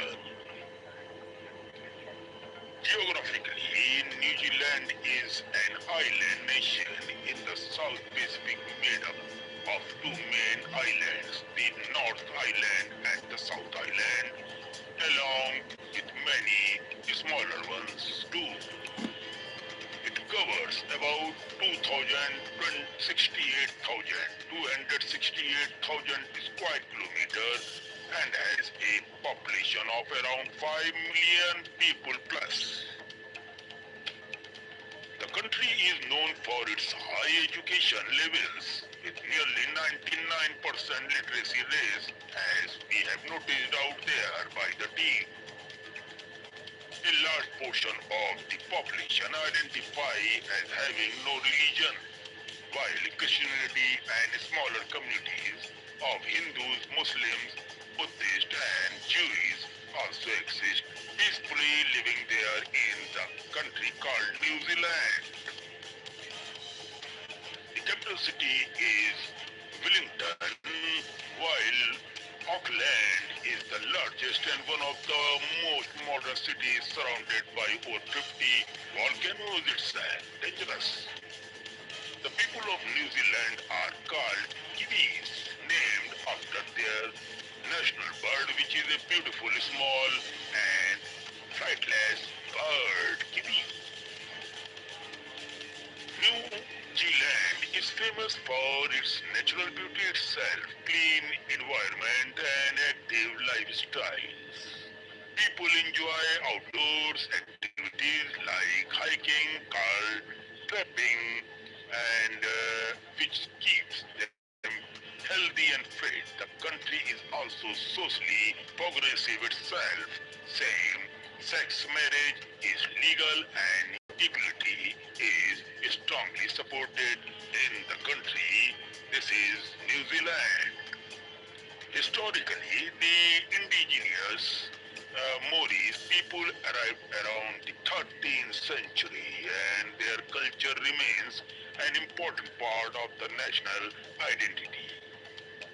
Some interesting facts about this country, which is called New Zealand. You can never be more than 128 kilometers away from the sea. There are more sheep than people. Ships are so many there. There are more than people, humans there. It's only of the least corrupt countries in the world. Women were given the right to vote here in the year 1893, making it the first country to do so. There are no native snakes in New Zealand. The night sky is so clear that the Milky Way is easily visible to anyone, those who are interested in watching such type of views. New Zealand is also strong in science and innovation. Scientist Ernest Rutherford, who played a key role in discovering the structure of the atom, was from here and won a Nobel Prize. Tourism is a major industry thanks to stunning locations like Queenstown, known for adventures of sports like bungee jumping and skydiving, landmarks like the Sky Tower in Auckland after breathtaking views. The country also celebrates Anzac Day, A-N-Z-A-C, Anzac Day, honoring soldiers who served in a war and died for the nation called New Zealand.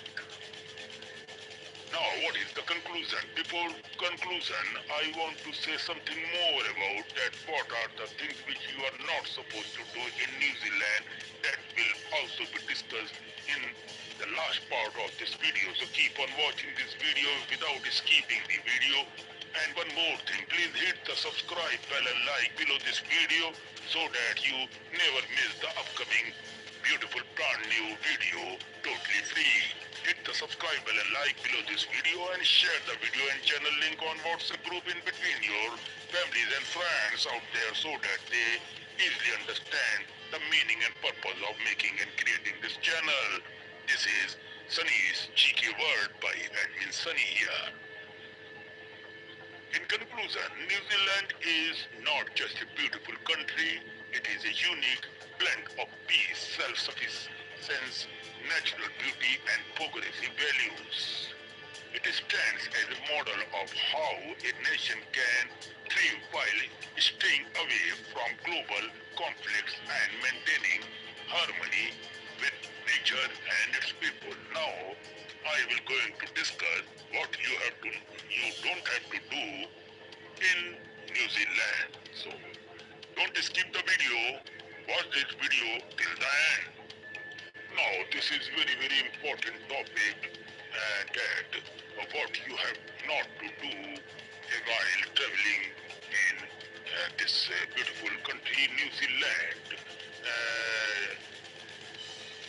There are the problems of different languages, Portuguese, English, Hindi and others, along with random word songs, references and ideas, it does not from single clear story. The passage jump between many topics like mentions of people and names like Midi means married Justin Bieber. Now, famous phrase like I have dreams.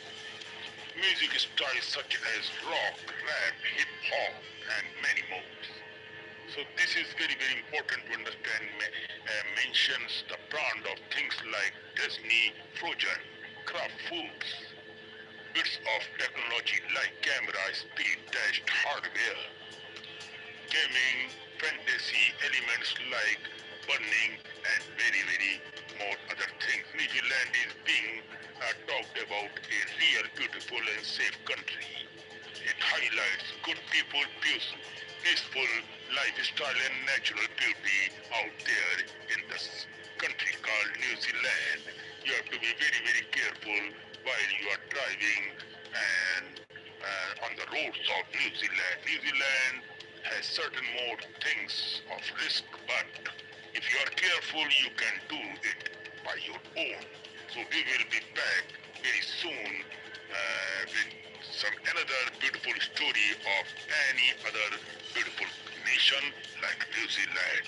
So before leaving, please hit subscribe button, like and join this channel totally free and share on WhatsApp groups in between your family and friends, and also visit my Facebook page, Instagram and third pages, and our video also uploaded on this Telegram channel, WhatsApp and other areas. So please keep on visiting our site. Thank you so much. Take care of yourself.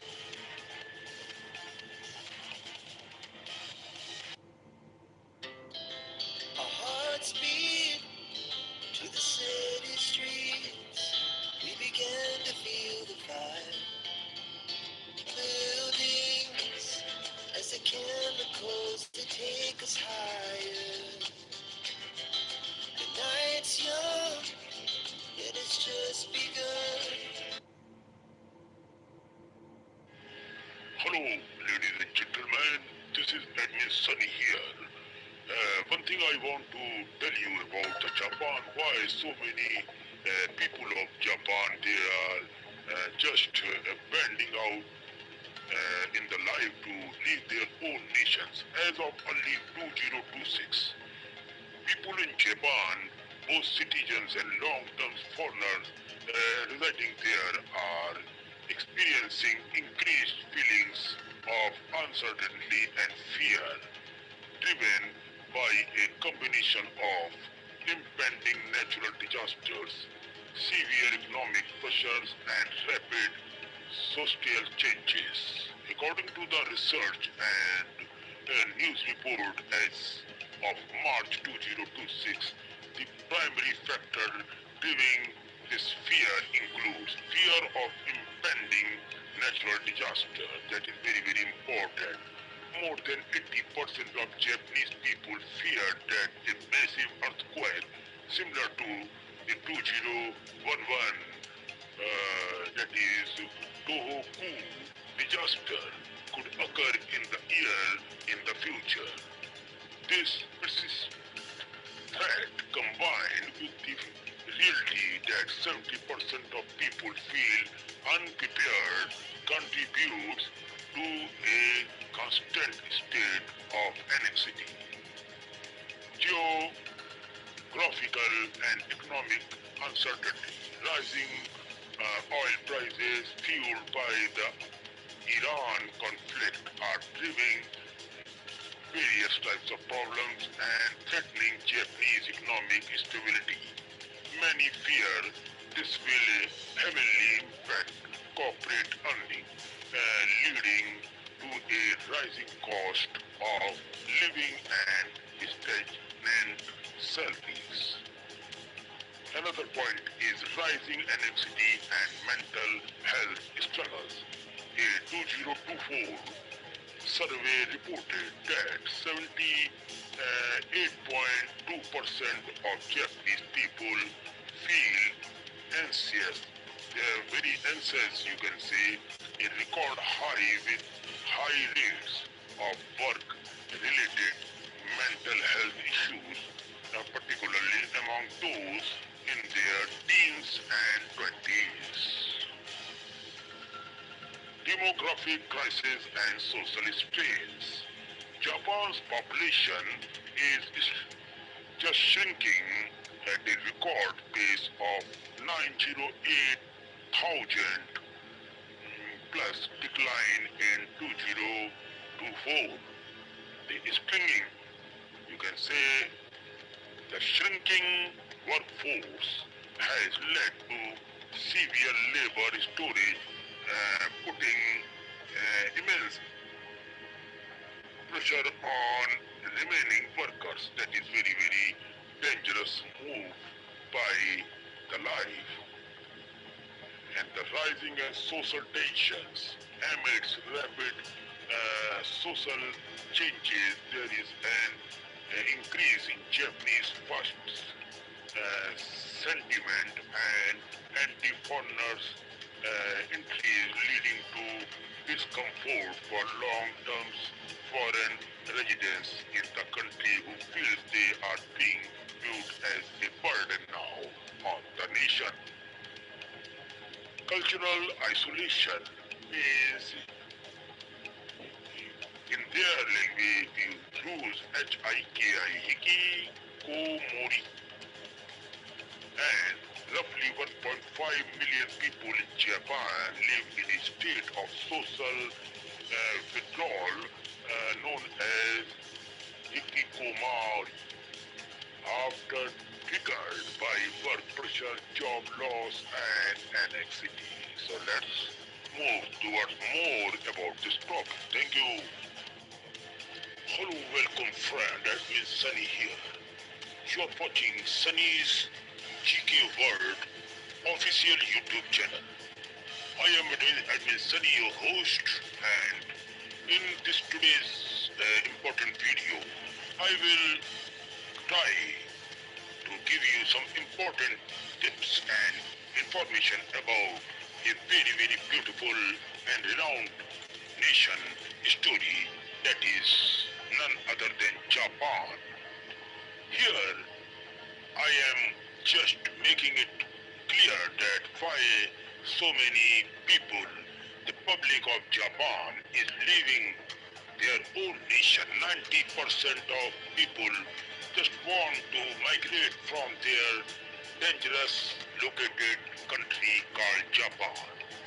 Do you know that there is a country in the world that is considered almost perfect in terms of technology, safety, and quality of the life?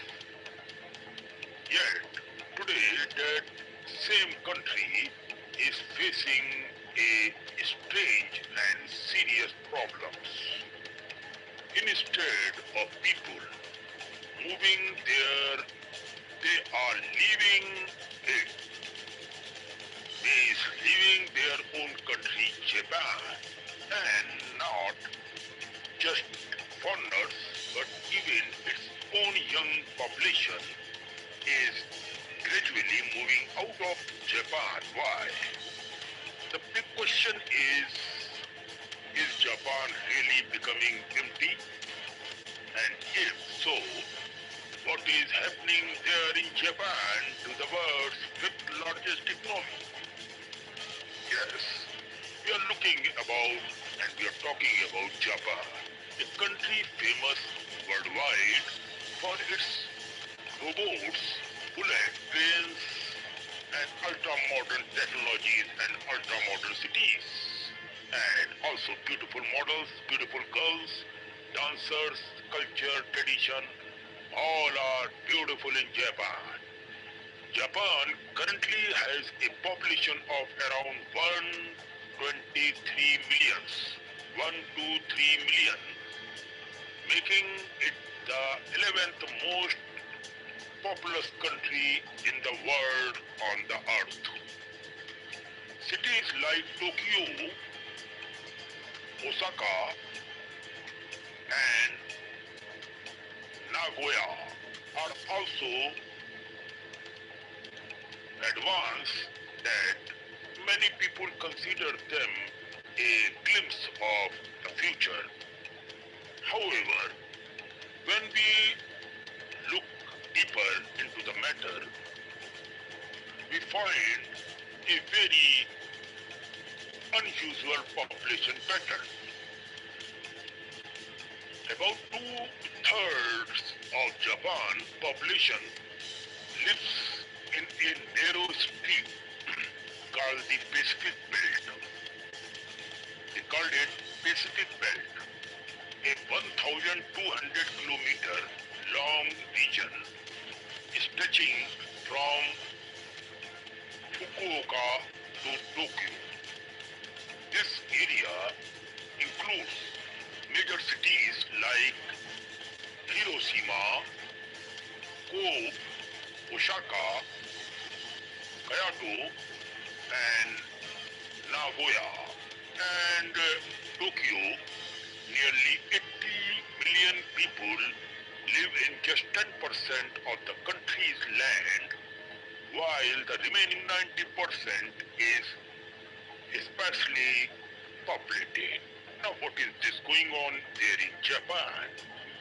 Many rural areas are rapidly decline, schools are closing, villagers are running here and there to save their life, villagers are becoming empty, villages are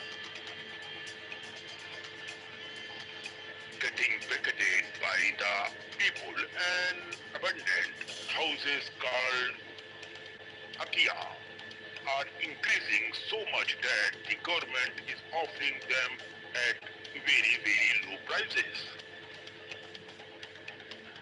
One major reason for this is Japan's geography. About 73% of the country is mountainized, leaving very little land for cities and farming.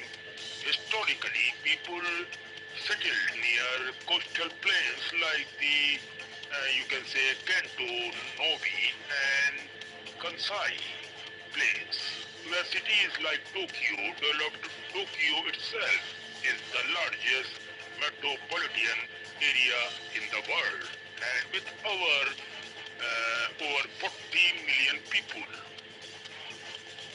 However, before proceeding more on into this video and topic, I request you all to make it very, very clear to hit the subscribe bell and like below this video. And after clicking on subscribe bell and like, your duty is to share the video and channel link on WhatsApp, Facebook, Instagram, and to the various groups so that people know each other and more people attach with these channels to get a proper and fair information. So it's your duty to hit the subscribe and like, and you can also watch my videos on Daily Motion channels, Telegram channels, and also on WhatsApp channel. So I'm talking about, however, the biggest issue now is Japan aging population and declining birth rate. That is very, very important. Every year the population is striking. Prime Minister uh, Fumio has told last year, has called this one of Japan's biggest national challenges. The government has introduced financial support for families, child care, subsidies and policies to help working mothers. But the problem is still not able to be solved in the minds of the people who don't want to live in Japan. Even former Prime Minister Shinzo Abe tried to address this through economic reforms and by increasing workforce participation among women and the elderly, but population decline continued. A new trend is also emerging. Young Japanese people are moving abroad. They are just running towards America, Europe, and other countries like Russia and all. Unlike, as I have told you, a new trend is also emerging. Young Japanese girls and boys, especially girls, after taking education from there, they are just running off Japan. Japanese people are moving abroad. Unlike the past, where people work their entire lives in one company, today youth seek better salaries, freedom and lifestyles. Countries like the United States, Canada, Australia and parts of Europe are becoming more attractive. Why? At the same time, fewer foreigners are choosing Japan due to challenges like difficult Japanese language, strict corporate culture, long working hours. Economically, Japan has also struggled since the 1990s asset bubble collapse, leading to slow growth. Future GDP growth is expected to remain around 0.5% to 1%, one of the lowest among developed countries nowadays. The biggest concern is the shrinking working age population, which has already declined by about, you can say, 16% since 1995. Meanwhile, nearly 30% of Japan's population is now over 65, increasing pressure on healthcare, pensions and government spendings.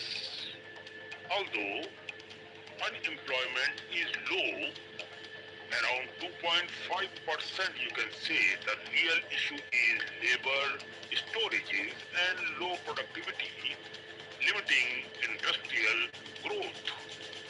Now, this situation also connects with India. India has one of the youngest populations in the world, while Japan is rapidly aging. This creates an opportunity to recent years. India and Japan have increased cooperation in technology, manufacturing and skill development. Many Indian students and professionals are working in Japan, especially in sectors like automobiles, robotics and electronics items. India could be part of the solution for Japan workforce shortage. However, a critical question remains still. If birth rate continue to fall, young people keep leaving and foreign workers don't arrive in large numbers, Japan population may decline even faster in the future. Despite being a major global economy, Japan is now at a turning point. It must find new solutions, whether through immigrations, economic reforms, and advanced technologies like robotics and AI in trade. On this, one thing is certain, Japan's story is not just about one country. It may be a preview of the future challenges that many developed nations also going to be faced. As a creator, it's my duty to tell the entire world what is exactly going on in another country, not only in Asia or India, and not only in one nation. It's our duty as a creator, as a social media influencer, that I have to tell you the reality, what is going on and why this new generation is running towards Europe, Russia and other countries and leaving their own nation, Japan. Please think about your country. Please respect and love your country. That is very, very important. This video will be also be done and reformed in Japanese language so that what mistakes Japanese are doing will be converted into their Japanese language. After this video, next video will be turned into their Japanese language so that Japanese young boys and girls can understand what I mean to say and why I have created this video in their own language, that is in Japanese language. Thank you, and make sure to hit the subscribe button, like below this video, and share on WhatsApp group in between your friends and family so that they also know something more about the world. Thank you so much. Love you all.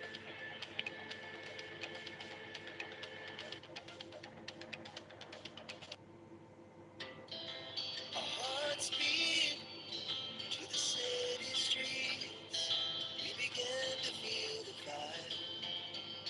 Buildings as the chemicals that take us higher. The night's young and it's just begun. Hello, wonderful people out there. Today I am here at Miss Sunny, and you're watching my general knowledge channel. Sunny's general knowledge means Sunny GK World. My friends, today I brought a very, very important topic, and that is the history of entire Europe. The historical, the places to visit in Europe. So, due to the fact this video is too long to handle, and that's why I have decided to take some help from other sides. But this is my creation, and I have created this video only for educational use and to take up the lives of many or thousands of newcomers, those are facing the problem of deep general knowledge in their lives. So I have decided to make this beautiful video for that. Hope you love it, and I only request you to, if you liked any single part of the video, please hit the subscribe button, like below this video, and your job is to share the video link on your WhatsApp groups in between your family and friends around the globe, and also follow my Facebook, Instagram and Thread pages. And one more thing, we also upload our videos on Dailymotion channels and on Telegram channel. So make sure to hit the subscribe button, like, and let's begin this beautiful video at Miss Sunny here. Let's start. The ultimate guide to historical places to visit in Europe. Europe is a living museum. Across its cities, islands, mountains, and countryside, you will find layers of civilization built upon one another. From prehistoric stone circles and Greek temples to Roman arenas, medieval castles, Renaissance cathedrals, and powerful 20th century memorials. Each monument reflects political power, religion, art, war, trade, and human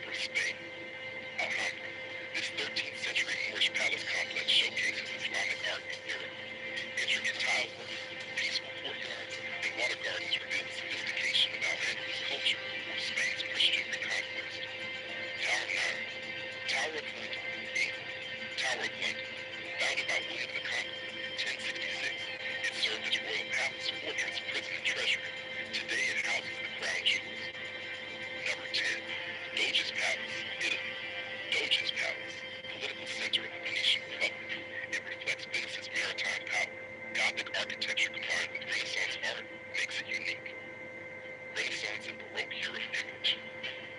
11. Sagrada Familia, Spain. Sagrada Familia, designed by Antoni Gaudí in 1882, this basilica blends Gothic and Art Nouveau styles. Its organic shapes and symbolic facades make it one of Europe's most distinctive churches. 12. Lecce, Italy.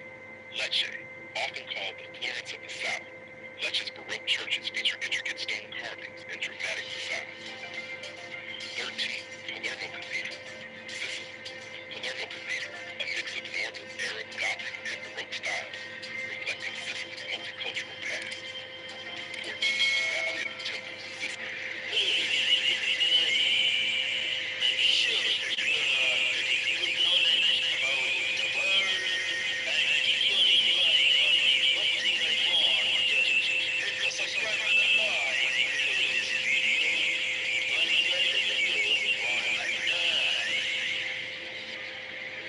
Europe's highest active volcano, shaping Sicily's agriculture and folklore.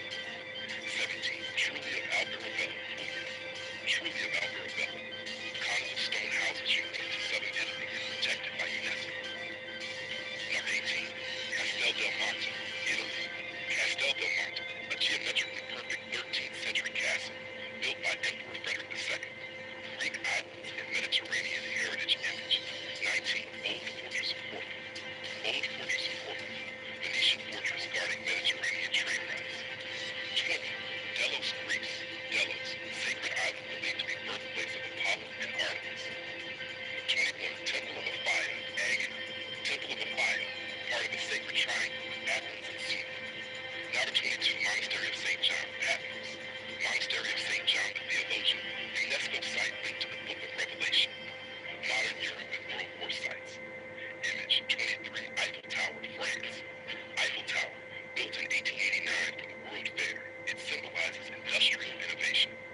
24. Brandenburg Gate, Germany. Brandenburg Gate, neoclassical monument representing German unity after the Cold War. Auschwitz-Birkenau, Poland. Auschwitz-Birkenau, memorial and museum preserving the memory of Holocaust victims. Berlin Wall Memorial, Germany. Berlin Wall, a reminder of Cold War division and eventual reunification. Why Europe's historical sites matter. Europe contains over 400 UNESCO World Heritage Sites representing thousands of years of architectural evolution.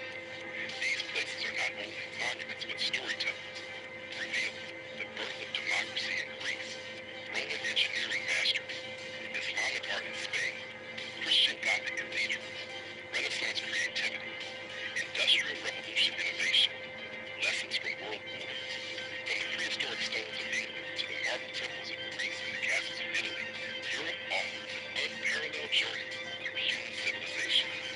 If you would like, from prehistory to the modern age, Europe's story stretches back over 18,000 years, evolving through prehistoric cultures, classical civilizations, empires, religious transformations, artistic revolutions, and world wars. Below is a deeper exploration of these eras and the remarkable landmarks that define them. Prehistoric and ancient Europe, c. 16,000 BC to 500 AD. Image, prehistoric Europe, the first civilizations. One of the earliest advanced cultures of Western Europe was the Magdalenian culture, c. 16,000 BC, known for cave art and stone tools across France, Germany, and Spain. These hunter-gatherers left behind artistic evidence of early human creativity. Stonehenge, built around 3000 to 2000 BC, this mysterious stone circle likely served astronomical and ceremonial purposes. Its alignment with the solstice suggests advanced prehistoric knowledge. Classical Greece, birthplace of democracy and philosophy. Ancient Greece shaped Western philosophy, drama, mathematics, and democracy. Acropolis of Athens. The Acropolis stands as a symbol of classical Greek achievement. Parthenon, dedicated to goddess Athena, representing harmony and proportion in architecture. Roman Empire, engineering and expansion. The Roman Empire, 27 BC, 476 AD, united much of Europe under one political and cultural system. Colosseum, a massive amphitheater, 70 to 8 AD, hosting gladiator games. Pont du Gard, Roman aqueduct bridge demonstrating advanced engineering. Pompeii, city preserved by volcanic eruption in 79 AD. Daegu, Roman and Byzantine legacy, 300 to 453 AD, as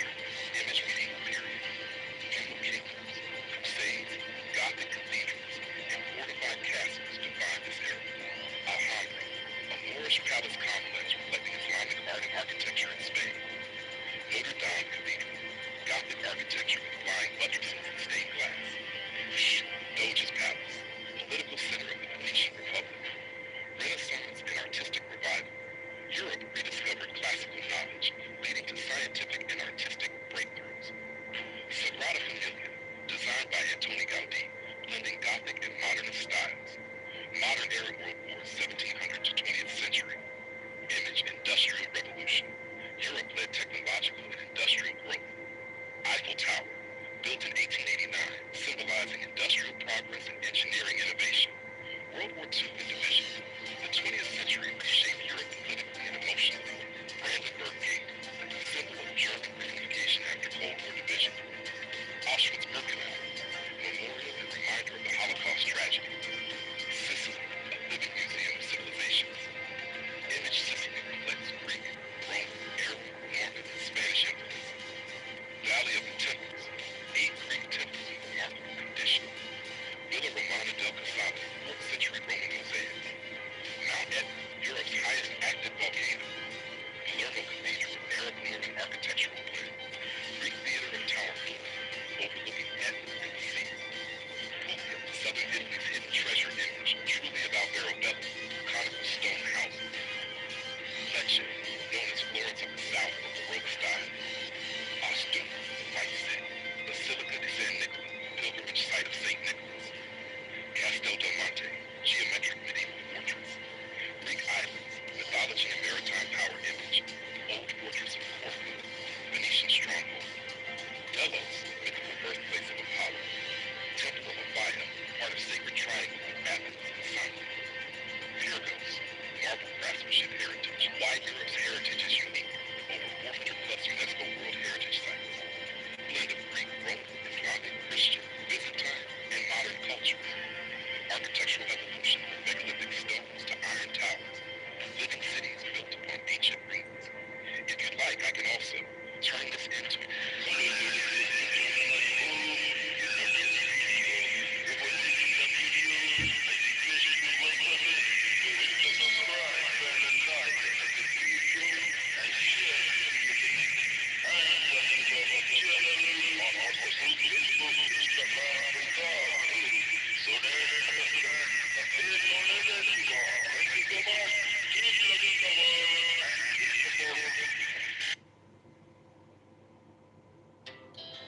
Our hearts beat to the city streets.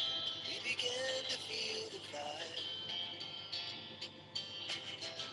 We rise like tall buildings as the chemicals they take us higher. The night's young and it's just begun. Hello, ladies and gentlemen, you're watching Benson YouTuber. I am Anthony, making this level from my side. This is the video I have created on for educational and promotional use so that a visitor, a fan can increase more knowledge for the world. That's the concluding video, man. Geography of Spain. The history of Spain, from ancient civilizations to modern democracy. Spain's long and eventful history is the product of many civilizations. Iberians, Celts, Romans, Visigoths, and Moors, each leaving behind enduring cultural, architectural, and linguistic influences. Over thousands of years, Spain transformed from a prehistoric land of tribes into one of the greatest empires in world history. Later experiencing decline, dictatorship, and finally a return to democracy in the 20th century. Prehistoric and early civilizations. Archaeological discoveries in Spain show evidence of human habitation dating back over 1 million years. The Atapuerca caves in northern Spain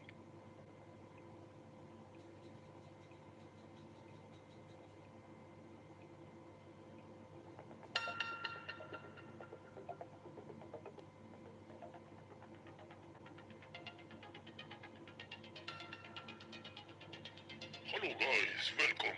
I am Edwin Sunny and you're watching my YouTube official channel, Sunny's GK World, Sunny's General Knowledge World.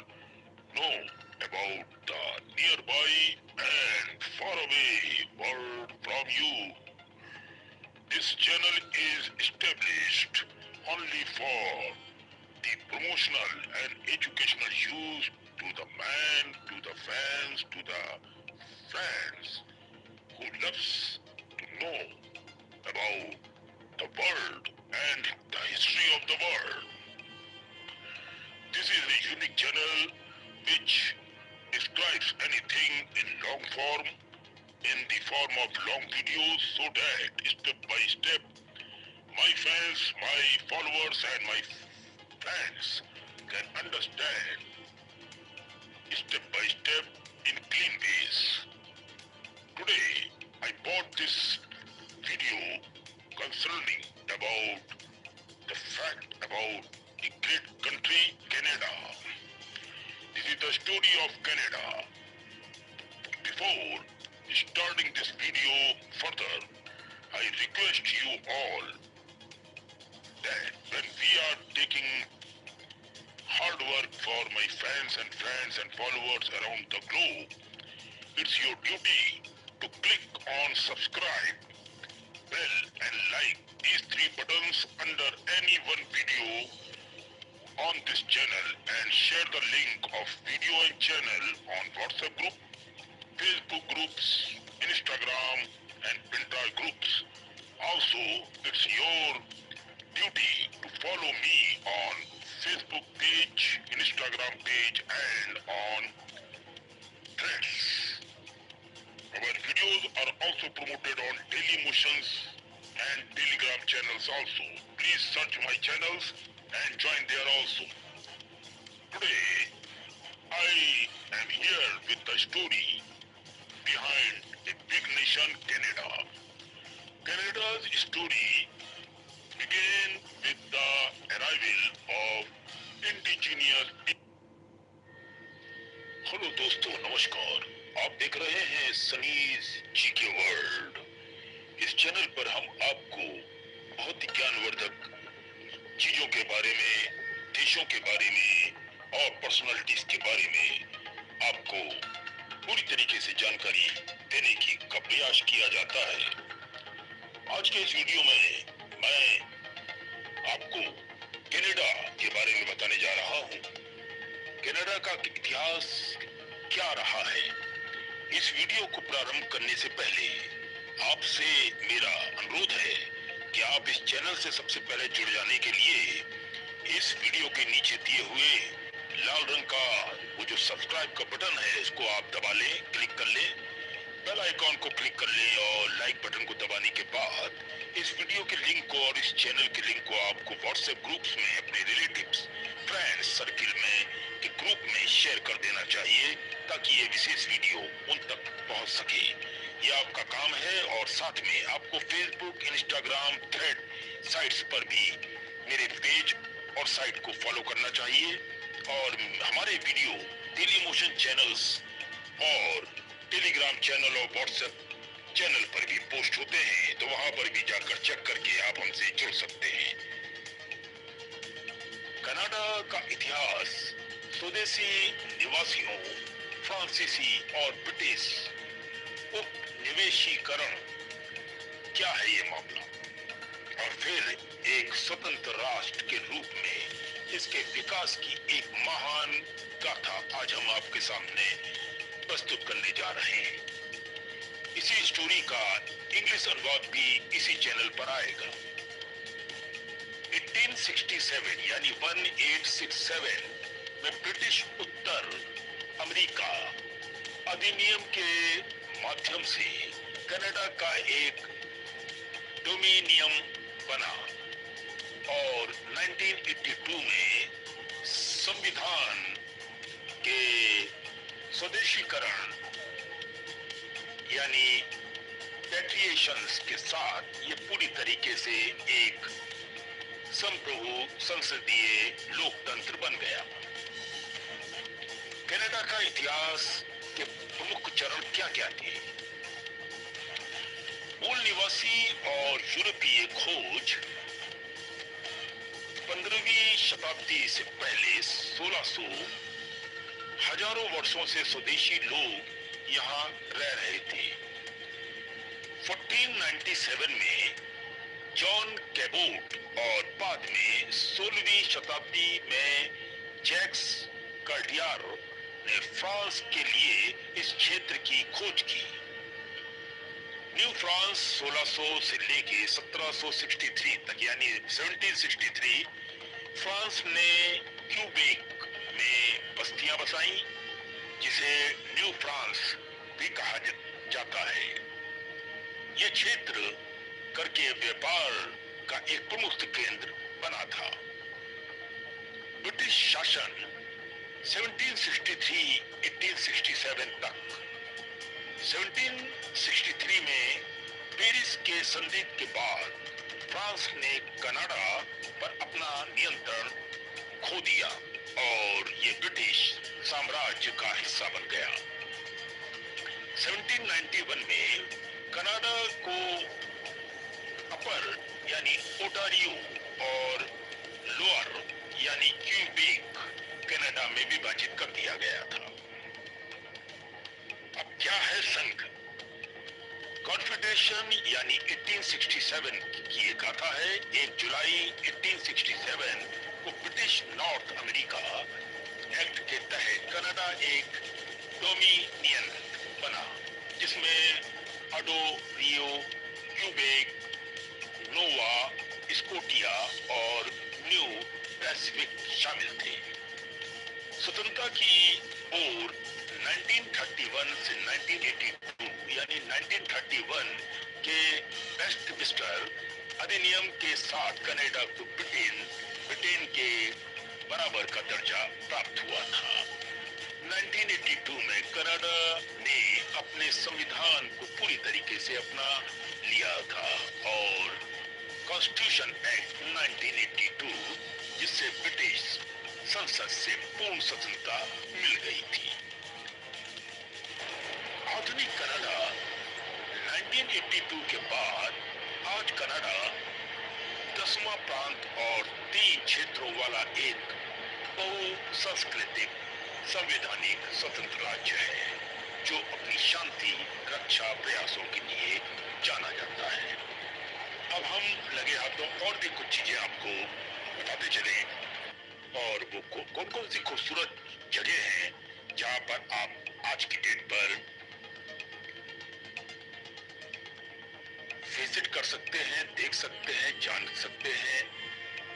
लेकिन उससे पहले कुछ और चीजों पर भी अपन नजर मार लेते हैं जैसे कि मान्यता। कनाडा की स्वतंत्रता को अमेरिका की मान्यता 1927 यानी 18 फरवरी 1927 को संयुक्त राज्य अमेरिका ने कनाडा को एक स्वतंत्र राज्य के रूप में मान्यता दी थी जिसके विदेश मामलों पर स्वयं नियंत्रण था।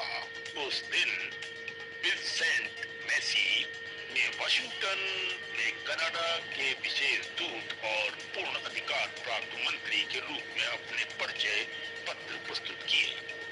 ये कार्रवाई 1926 के ब्रिटिश साम्राज्यवादी सम्मेलन के बाद हुई थी जिसके परिणाम स्वरूप बालफोर घोषणा पत्र जारी हुआ जिसमें कहा गया था कि यूनाइटेड किंगडम और डोमिनियन ब्रिटिश साम्राज्य के भीतर स्वयं यत्न समुदाय है जिनका दर्जा समान है और वह अपने घरेलू या बाहरी मामलों के किसी भी पहलू में एक दूसरे के अधीन नहीं है।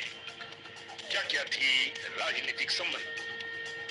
राजनयिक संबंधों की स्थापना 1927 में ही हुई थी। 18 फरवरी 1927 को राजनयिक संबंध स्थापित हुए जब विंसेंट मैसी ने वाशिंगटन में कनाडा के विशेष दूत और पूर्ण अधिकार प्राप्त मंत्री के रूप में अपने परिचय प्राप्त पत्र प्रस्तुत किए थे।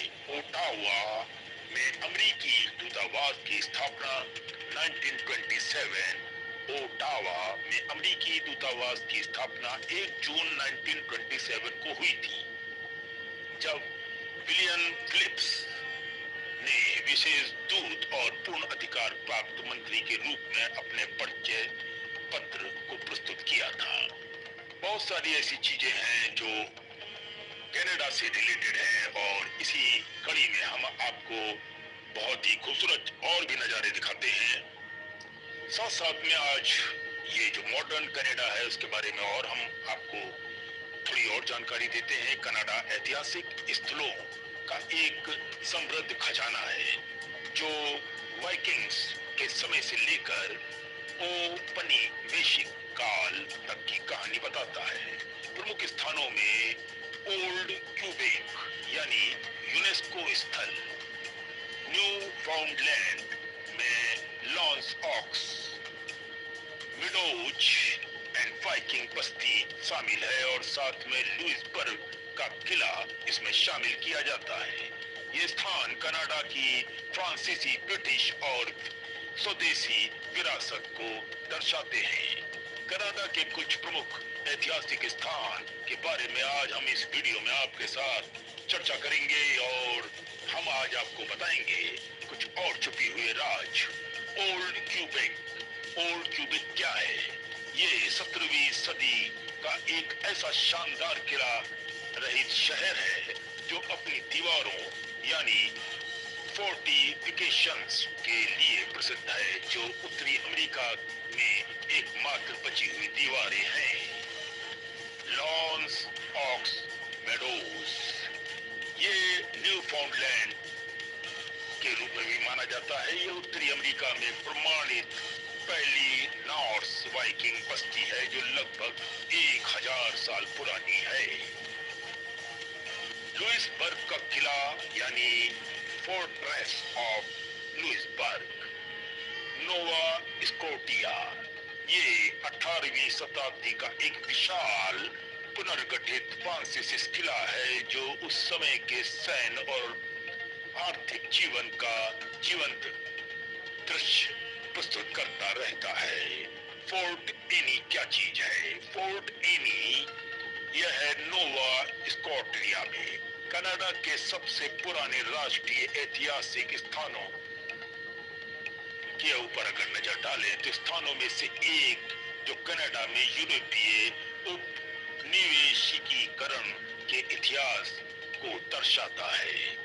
प्रिंस ऑफ वेल्स फोर्ट, ये क्या है? Prince of Wales Fort Hudson Bay Company द्वारा 18वीं शताब्दी में निर्मित एक पत्थर का तारा आकार का की एक किला है। बहुत ही खूबसूरत देखने में, हजारों पर्यटक हर साल वहां पर जाते हैं इन नजारों को देखने के लिए। Green Gables house, green Gables house एक साहित्य प्रेमियों के लिए एक प्रसिद्ध स्थान है जो लोकप्रिय उपन्यास एनी ऑफ ग्रीन गेबल्स से जुड़ा हुआ है। सीएन टावर ये भी एक ऐतिहासिक रूप से आधुनिक 1976 फिर भी ये कनाडा के इंजीनियरिंग विकास का एक बेमिसाल नमूना और प्रतीक के रूप में शामिल है।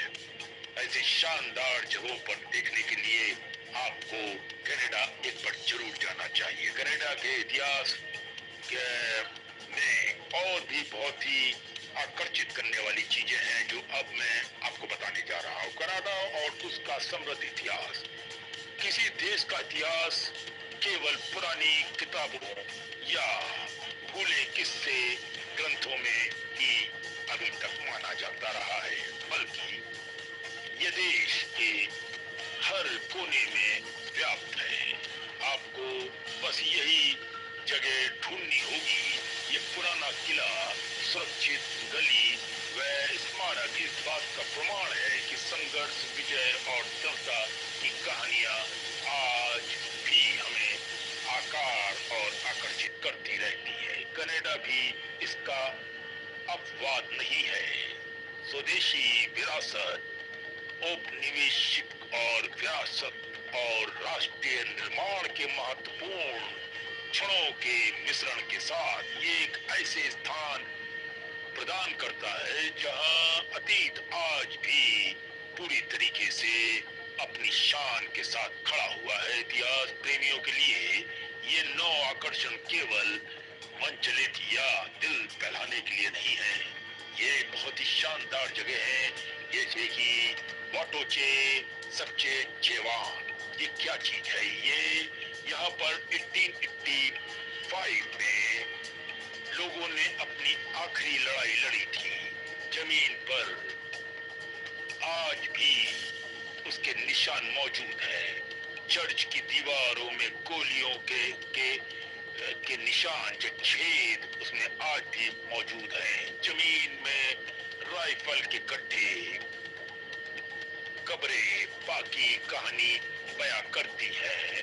पैदल चले या उसी नदी में डोंगी की सवारी करे जिससे कभी रसद और सैनिक ले जाया जाते थे। लेकिन ये सिर्फ मैदान नहीं है, ये सामान्य में ठहर गया एक कुरुक्षेत्र यानी युद्ध क्षेत्र है। ये दिल दहलाने वाली कहानियों पर लिखा जाता है आज का भविष्य और आने वाला समय लोगों के लिए सिर्फ मात्र घूमने का स्थान बन जाता है। जैसे कि डॉसन सिटी यूक्रेन, इसकी भी कहानी बड़ी अजीब गरीब है। 1890 के दशक के गोल्ड रश ने इस शांत जगह को आग अराजकता में बदल दिया था और यहाँ पर मामले गंभीर हो गए थे। सोने की खोज में उमड़ पड़े लोग ऐसे सपनों को पीछा करते हुए जिन्होंने कुछ को बर्बाद कर दिया और दूसरों को समृद्ध बना दिया और खुद कंगाल हो गए।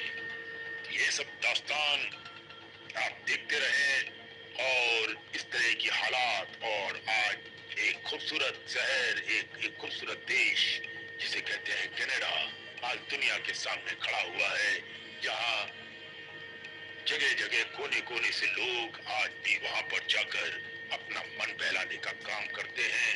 ये कोई मामूली बात नहीं है। आज कनाडा एक खूबसूरत राज्य के रूप में हमारे सामने मौजूद है और अब इसी का हम आपको इंग्लिश अनुवाद सुनाते हैं। Indigenous, Native people, and colonial past. These sites help us understand how Canada developed culturally, politically, and historically over hundreds and even thousands of years. Some of the most famous historical landmarks include Old Quebec, L'Anse Meadows in Newfoundland, the Fortress of Louisbourg in Nova Scotia, and Parliament Hill in Ottawa. Each place represents a different part of Canada's rich history. Below is an explanation of some of the most famous historical sites in Canada. 1. Old Quebec, UNESCO World Heritage Site. Old Quebec is one of the most historic areas in Canada and is recognized as a UNESCO World Heritage Site. The city has a strong European feel because of its 17th century architecture, narrow stone streets, and fortified walls. One of its most famous landmarks is the Chateau Frontenac, a grand historic hotel that overlooks the St. Lawrence River. Walking through Old Quebec feels like stepping back in time to the early days of French colonial Canada. 2. L'Anse Meadows, Newfoundland. L'Anse Meadows is extremely important historically because it is the only confirmed Viking settlement in North America. Archaeological discoveries show that Norse explorers from Scandinavia lived here around 1,000 years ago. The site contains reconstructed Viking buildings and artifacts that reveal how these early explorers lived, worked, and traveled. It provides strong evidence that Vikings reached North America long before Christopher Columbus. 3. Fortress of Louisbourg, Nova Scotia. The Fortress of Louisbourg is a large 18th century French fortress located on Cape Breton Island in Nova Scotia. During the colonial period, it was an important military and trading center. The fortress played a major role in the conflicts between France and Britain for control of North America. Today, much of the fortress has been reconstructed, and visitors can see soldiers, buildings, and daily life recreated as it was during the 1700s. 4. Parliament Hill, Ottawa. Parliament Hill is the political center of Canada. Located in the capital city of Ottawa, it is where the Canadian government and Parliament operate. The buildings are famous for their Gothic Revival architectural style, tall towers, and impressive design. One of the most recognizable features is the Peace Tower, which symbolizes Canada's national identity and democracy. 5. Canadian Museum of History, museums, restaurants, and scenic waterfront views. 8. Hatley Park, National Historic Site. Victoria Hatley Park is a beautiful historic mansion with large gardens and scenic landscapes located in British Columbia. Built in the early 20th century, the estate is now part of Royal Roads University. The site is admired for its architecture, historical significance, and natural beauty. Conclusion.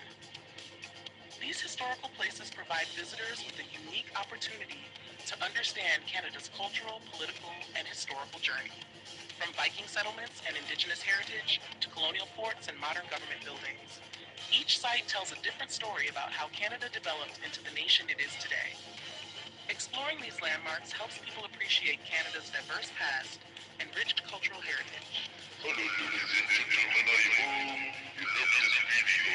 If you're loving the video, I request you once again to hit the subscribe button and like on this video and share this video link. And the link for the channel on WhatsApp group, Facebook, Instagram, and Twitter. So that other can the same knowledge as you got. Thank you so much. Keep loving the world and keep supporting.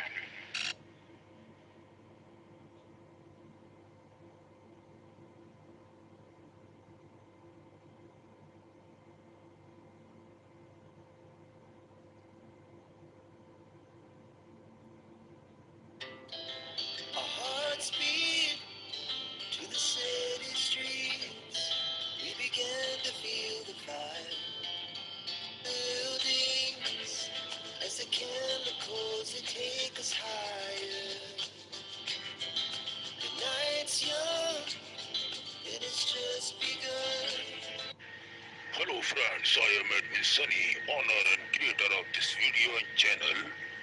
Today, in this video, I brought the basic and very important historical, culture, tradition and epics of beautiful country and one of my favorite country, none other than South Korea. What is the history? What are the monuments? What are the historical places you can visit in this beautiful city and one of my favorite country, you can say, after that depart from North Korea, it splits. Korea splits into two parts, North Korea and South Korea. Today, in this video, I am only discussing about South Korea. So let's begin this video. But before leaving the video or this channel, it's your duty and responsibility to hit the subscribe bell and like buttons. Why I am saying this? Because whenever we launches our new video, it is totally free. To watch that video is of great importance like this. So hit the subscribe bell and like and share the video link on WhatsApp group, Facebook, Instagram, in between your relatives and friends so that they also get benefited. And you can also watch our videos on Daily Motion channels, Telegram and WhatsApp channel. Let's begin this today's video. I am Admin Sunny. I am creating this video especially for my South Korean friends. Love you all. Let's begin. South Korea, or the Republic of Korea, ROK, has transformed from a war-torn nation into a major developed democracy and economic power. Founded in 1948, it survived the devastating Korean War, 1950 to 53, evolving from authoritarian rule to a thriving economy and cultural powerhouse since democratic reforms in 1987. Wikipedia. Key historical phases. Ancient and colonial history. Korea has a long history, with early kingdoms like Gojoseon and the Three Kingdoms, Peiche, Goguryeo, Silla, ruling the peninsula. It was colonized by Japan from 1910 to 1945. Division and war, 1945 to 1953, following Japan's defeat in World War II. The U.S. and USSR divided Korea at the 38th parallel. In 1948, the South became the ROK under Syngman Rhee, while the North was established under communist rule. The 1950 to 53 Korean War resulted in massive destruction and left the peninsula divided by a demilitarized zone. Economic miracle, 1960s to 1990s under rapid modernization efforts. South Korea developed industrial conglomerates, chaebols such as Samsung and Hyundai, turning it into a global economic leader. Democratization, 1987. Present following decades of authoritarian rule, intense public protests forced democracy. leading to direct presidential elections in 1987. Modern status. Today, South Korea is a prominent global player in technology, pop culture, K-pop/cinema, and trade. History.com. History.com. +6. Key aspects of the story. Democracy. Since 1987, South Korea has maintained a competitive electoral system. Economy. It is one of Asia's most affluent countries, moving from poverty to a top-tier economy. Cultural power. Known as the Hallyu or Korean Wave, its culture is popular worldwide. Demographics. Over half of the population, 52 million, lives in the Seoul metropolitan area. Wikipedia. Ongoing conflict. Division. The 1953 armistice means North and South Korea are technically still at war. Keep in mind this program is specially created by singer, content creator Admin Sunny only for educational and knowledge. Use the history of South Korea begins with the Japanese surrender on 2 September 1945. At that time, South Korea and North Korea were divided, despite being the same people and on the same peninsula. In 1950, the Korean War broke out. North Korea overran South Korea until U.S.-led UN forces intervened. At the end of the war in 1953, the border between South and North remained largely similar. Tensions between the two sides continued. South Korea alternated between dictatorship and liberal democracy. It underwent substantial economic development. South Korea to 1961, the First Republic. The First Republic, established in August 1948, adopted a presidential system, and Syngman Rhee was subsequently elected its first president. South Korea also adopted a national security law, which effectively prohibited groups that opposed the state or expressions of support for North Korea. Rhee was re-elected in August 1952 while the country was at war. Even before the outbreak of the Korean War, 1950 to 53, there had been a serious conflict between Rhee and the opposition-dominated National Assembly that had elected him in 1948. The dispute involved a constitutional amendment bill that the opposition introduced in an attempt to oust Rhee by replacing the presidential system with a parliamentary cabinet system. The bill was defeated, but the dispute continued at Busan, the wartime provisional capital, where the National Assembly was reconvened. When the opposition introduced another amendment bill in favor of a parliamentary cabinet system, Rhee in 1952 countered by pushing through a bill that provided for the popular election of the president. Later, in 1954, Rhee succeeded in forcing the National Assembly, then dominated by the ruling party. Under the revised constitution, Rhee ran successfully for his third term of office in May 1956. His election for the fourth time, in March 1960, was preceded by a period of tension and violence, and was followed by accusations that the election had been fraudulent. Massive student demonstrations took place that culminated in a major event on April 19th, in which many demonstrators died. Rhee resigned under pressure 6 days later and fled to exile in Hawaii, where he died in 1965 at age 90. The Second Republic. The Second Republic, which adopted a parliamentary cabinet system, lasted only 9 months. A figurehead president was elected by both houses of the legislature, and power was shifted to the office of Prime Minister Chiang Mayan, who was elected by the lower house by a narrow margin of 10 votes. The Chiang government made some strenuous efforts to initiate reforms.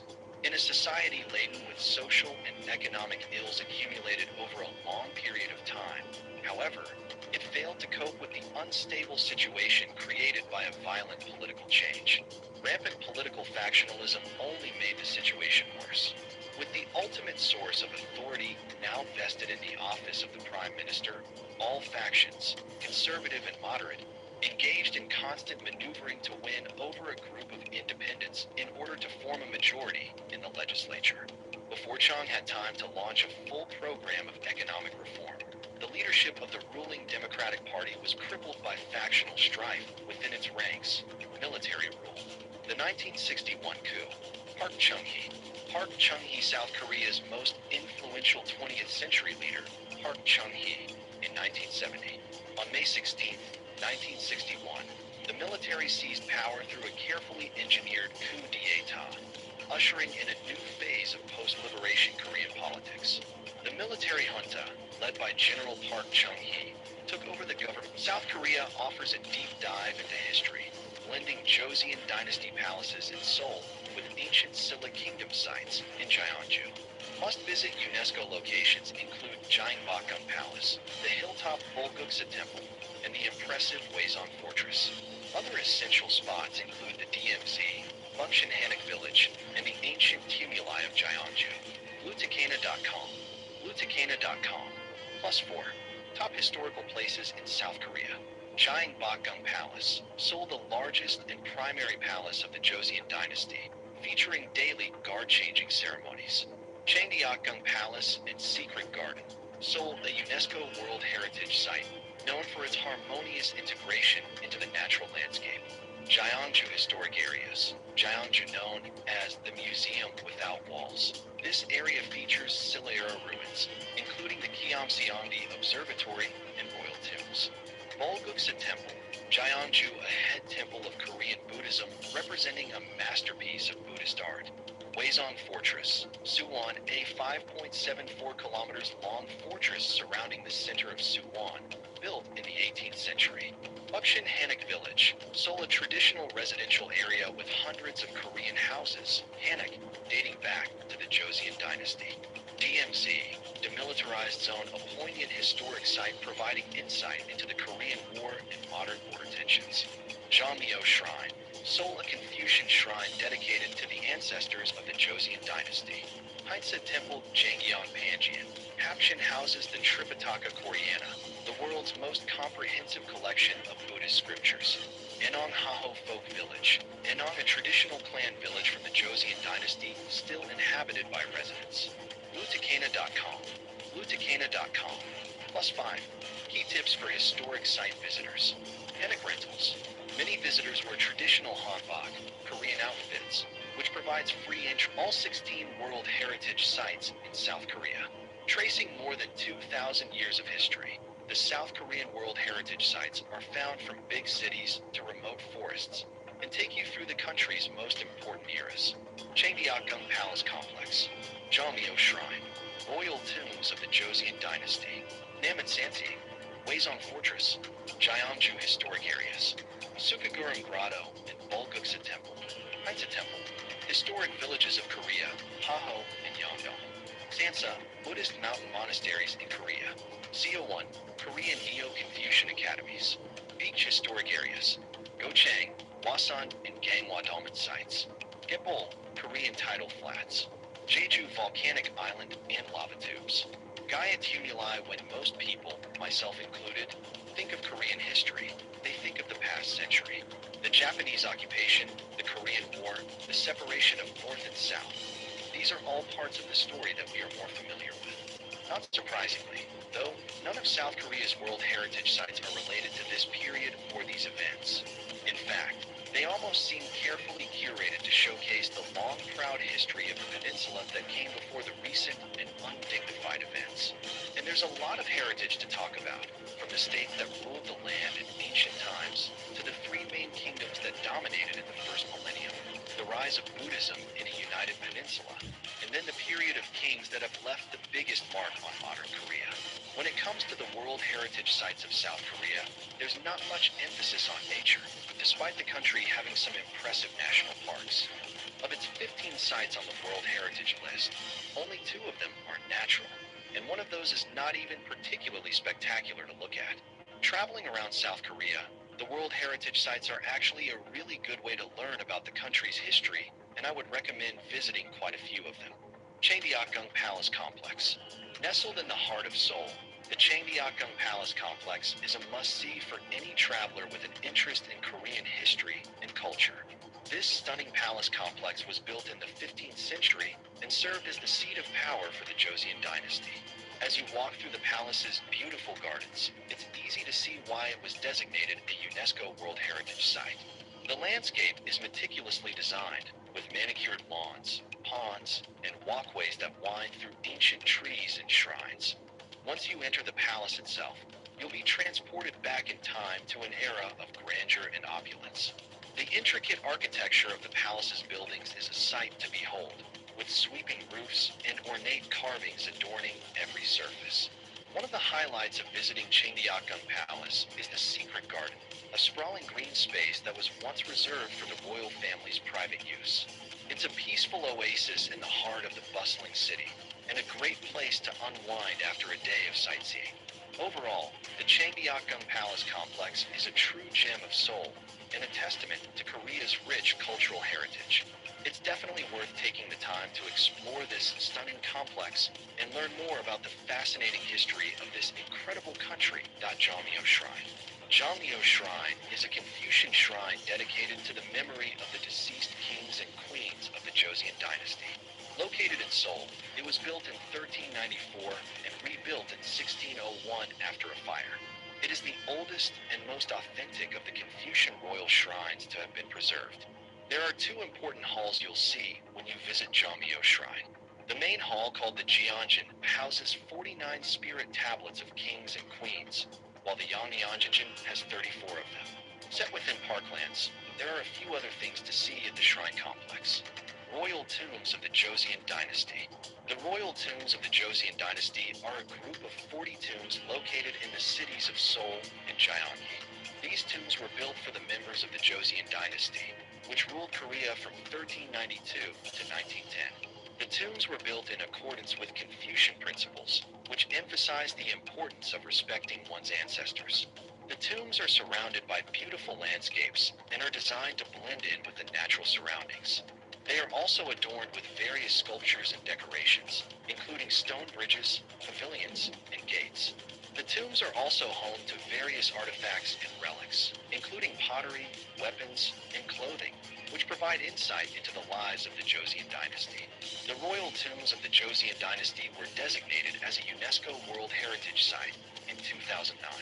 They are considered to be one of the most important historical and cultural sites in South Korea and attract visitors from all over the world. Namban Sanseong. Namban Sanseong is a fortress city located in Gyeonggi Province, South Korea. It was built during the 17th century to protect the capital city of Seoul from foreign invasions. The fortress is situated on a mountain ridge and is surrounded by steep walls that are up to 12 meters high. The fortress was designed to be self-sufficient and has many features that allowed it to function as a city. It has 4 gates, 3 main palaces, and many other buildings, including temples, shrines, and military facilities. The fortress also had a system of water supply, with wells and reservoirs that could hold up to 1 million liters of water.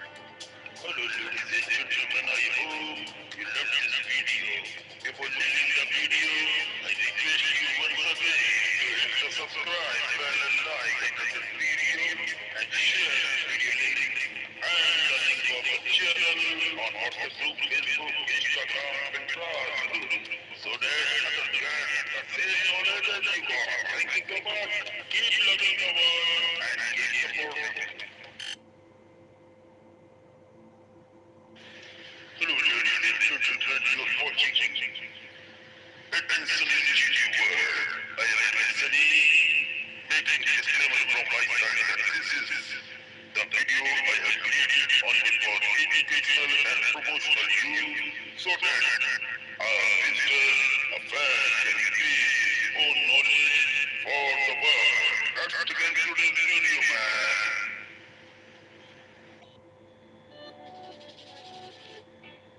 The United States of America, with its rich and diverse history, is home to an extraordinary array of historical sites that tell the story of the nation's past.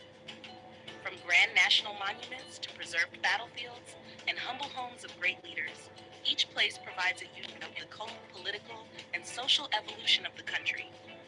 Administered and preserved in large part by the National Park Service, NPS, these historical landmarks not only educate, but also inspire millions of visitors each year. National Landmarks and Monuments. Statue of Liberty and Ellis Island, New York. Perhaps the most iconic symbol of American freedom. The Statue of Liberty was a gift from France in 1886 and stands as a beacon for liberty and democracy. Located in New York Harbor, it has welcomed millions of immigrants arriving in the United States. Just nearby is Ellis Island, which served as the busiest immigration inspection station from 1892 to 1954. Over 12 million immigrants passed through here, making it a deeply emotional and historical location for many American families. Mount Mount Rushmore, South Dakota. This massive sculpture carved into the Black Hills of South Dakota features the faces of 4 U.S. presidents: George Washington, Thomas Jefferson, Theodore Roosevelt, and Abraham Lincoln. Mount Rushmore represents the ideals of freedom, democracy, and the American dream. It was completed in 1941 after 14 years of work and remains a popular destination for both its artistry and symbolic significance. Lincoln Memorial and Washington Monument, Washington, D.C. The Lincoln Memorial, with its grand Greek temple design and a giant seated statue of Abraham Lincoln, commemorates the 16th president's role in preserving the Union during the Civil War and promoting liberty. Nearby, the Washington Monument, a towering obelisk, honors George Washington, the first president and father of the country. Both sites are part of the National Mall and are central to America's national identity. Independence National Historical Park, Philadelphia, Pennsylvania, known as America's most historic square mile. This park includes Independence Hall, where both the Declaration of Independence and the U.S. Constitution were debated and adopted. Nearby, the Liberty Bell, a symbol of American independence, draws visitors from around the world. Philadelphia's role as the nation's first capital and the cradle of democracy is captured perfectly within this park. Battlefields and military sites. Gettysburg National Military Park, Pennsylvania. The Battle of Gettysburg, fought in 1863, was a crucial turning point in the Civil War. The park preserves the battlefield and numerous monuments dedicated to the soldiers who fought and died there. It is also the site of President Lincoln's famous Gettysburg Address, which redefined the purpose of the war and the nation itself. Pearl Harbor National Memorial, Hawaii. This site commemorates the surprise Japanese attack on December 7, 1941, which led to the United States entry into World War II. The memorial includes the USS Arizona Memorial, built above the sunken battleship, and serves as a solemn tribute to the 2,403 Americans who lost their lives. It stands as a stark reminder of the cost of war and the importance of preparedness. The Alamo, San Antonio, Texas. A symbol of Texan courage and independence, the Alamo was the site of a fierce battle in 1836 between Mexican forces and Texan revolutionaries. Though the Texans were defeated, their bravery inspired others to continue the fight, ultimately leading to Texas's independence. The phrase, "Remember the Alamo," remains a rallying cry for bravery and resistance. Other notable historic sites. Mount Vernon, Virginia, George Washington's home and plantation, offers a glimpse into the private life of the first U.S. president. Located along the Potomac River, Mount Vernon includes restored buildings, gardens, and Washington's tomb. It helps visitors understand the complexities of Washington's leadership, personal life, and his views on slavery and nation building. Colonial Williamsburg, Virginia, this living history museum recreates life in an 18th century American town. Actors in period costume portray real historical figures, allowing visitors to witness colonial-era politics, trades, and daily routines. Williamsburg was once the capital of the Virginia colony and played a key role in early American governance and education. Martin Luther King Jr. National Historical Park, Atlanta, Georgia. This site includes Dr. King's birth home, Ebenezer Baptist Church, where he preached, and his final resting place. It honors the life and legacy of the civil rights leader who led nonviolent protests against racial inequality and helped change the course of American history. The park serves as both a tribute and a call to continue the work for justice. Mesa Verde National Park, Colorado. Unlike many man-made historical sites, Mesa Verde preserves the ancient cliff dwellings of the ancestral Puebloans, who lived in the area from approximately 600 to 1300 CE. These dwellings, built into canyon walls, reveal the advanced architecture, community life, and cultural achievements of Native American civilizations long before European contact. Historical preservation in the USA.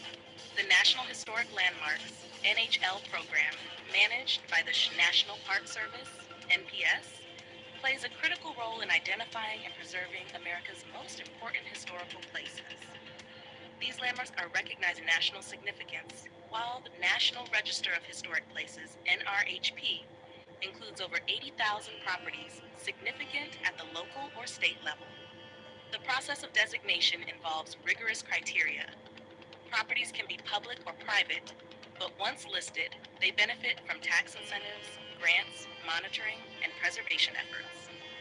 While owners may object to designation, the Secretary of the Interior can still recognize a site as eligible, ensuring it is noted and valued for historical purposes. New York leads the nation in NHL designations, with 270, and New York City alone accounts for 114 of those. Other cities with large numbers include Philadelphia and Boston, each with their own deep historical roots. Some designations extend beyond the 50 states, including locations in Puerto Rico, the Virgin Islands, and Pacific territories, reflecting America's broader historical footprint. Interestingly, the American legation in Tangier, Morocco, is also an NHL. It was the first American public property overseas and represents early U.S. diplomacy. Conclusion. From the colonial towns and presidential homes to Civil War battlegrounds and sites of civil rights struggle, the historical places of the United States offer profound insights into the nation's journey. These landmarks are more than just tourist destinations. They are living narratives that connect past with present. Through preservation efforts by the National Park Service and programs like the NHL and NRHP, the U.S. ensures that its history remains accessible, honored, and protected for future generations. Each site, whether symbolizing freedom like the Statue of Liberty, remembrance like Gettysburg, resistance like the Alamo, or progress like MLK's Atlanta birthplace, is a chapter in America's vast, ongoing story. Exploring these places is not just about learning history, it's about understanding the identity and values of a nation shaped by countless individuals and events. Hello ladies and gentlemen, I hope you love this video. Before leaving the video, I request you once again to hit the subscribe bell and like this video and share this video link and the link of the channel on WhatsApp group, Facebook, Instagram, Pinterest group so that others get the same knowledge as you got. Thank you so much. Keep loving the world and keep supporting.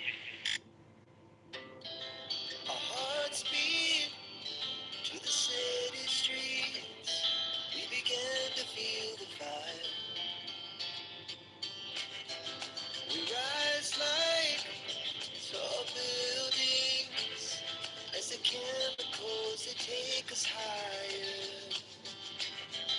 The night's young, yet it's just begun.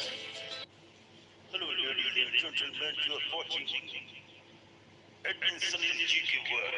I am Edwin Sunny, making disclaimer from my side that this is the video I have created only for educational and promotional use so that a visitor, a fan can increase his own knowledge for the world. Let's begin today's video, man. The History and Geography of Georgia, created by Admin Sunny for educational purpose only to grow your knowledge about the world. Introduction. The country of Georgia is a small but historically rich nation located at the crossroads of Eastern Europe and Western Asia, nestled in the South Caucasus region. Despite its modest size, Georgia's history is deeply fascinating, stretching back thousands of years to the prehistoric era. It has been shaped by powerful kingdoms, foreign invasions, golden ages, and modern struggles for independence. Alongside its history, Georgia also boasts breathtaking landscapes, diverse climates, rich flora and fauna, and a vibrant culture that reflects centuries of interaction with neighboring civilizations. This article will explore Georgia's story in detail, from ancient kingdoms to the modern republic, while also highlighting its geography, people, and environment. Ancient Georgia, prehistory, 4th century AD.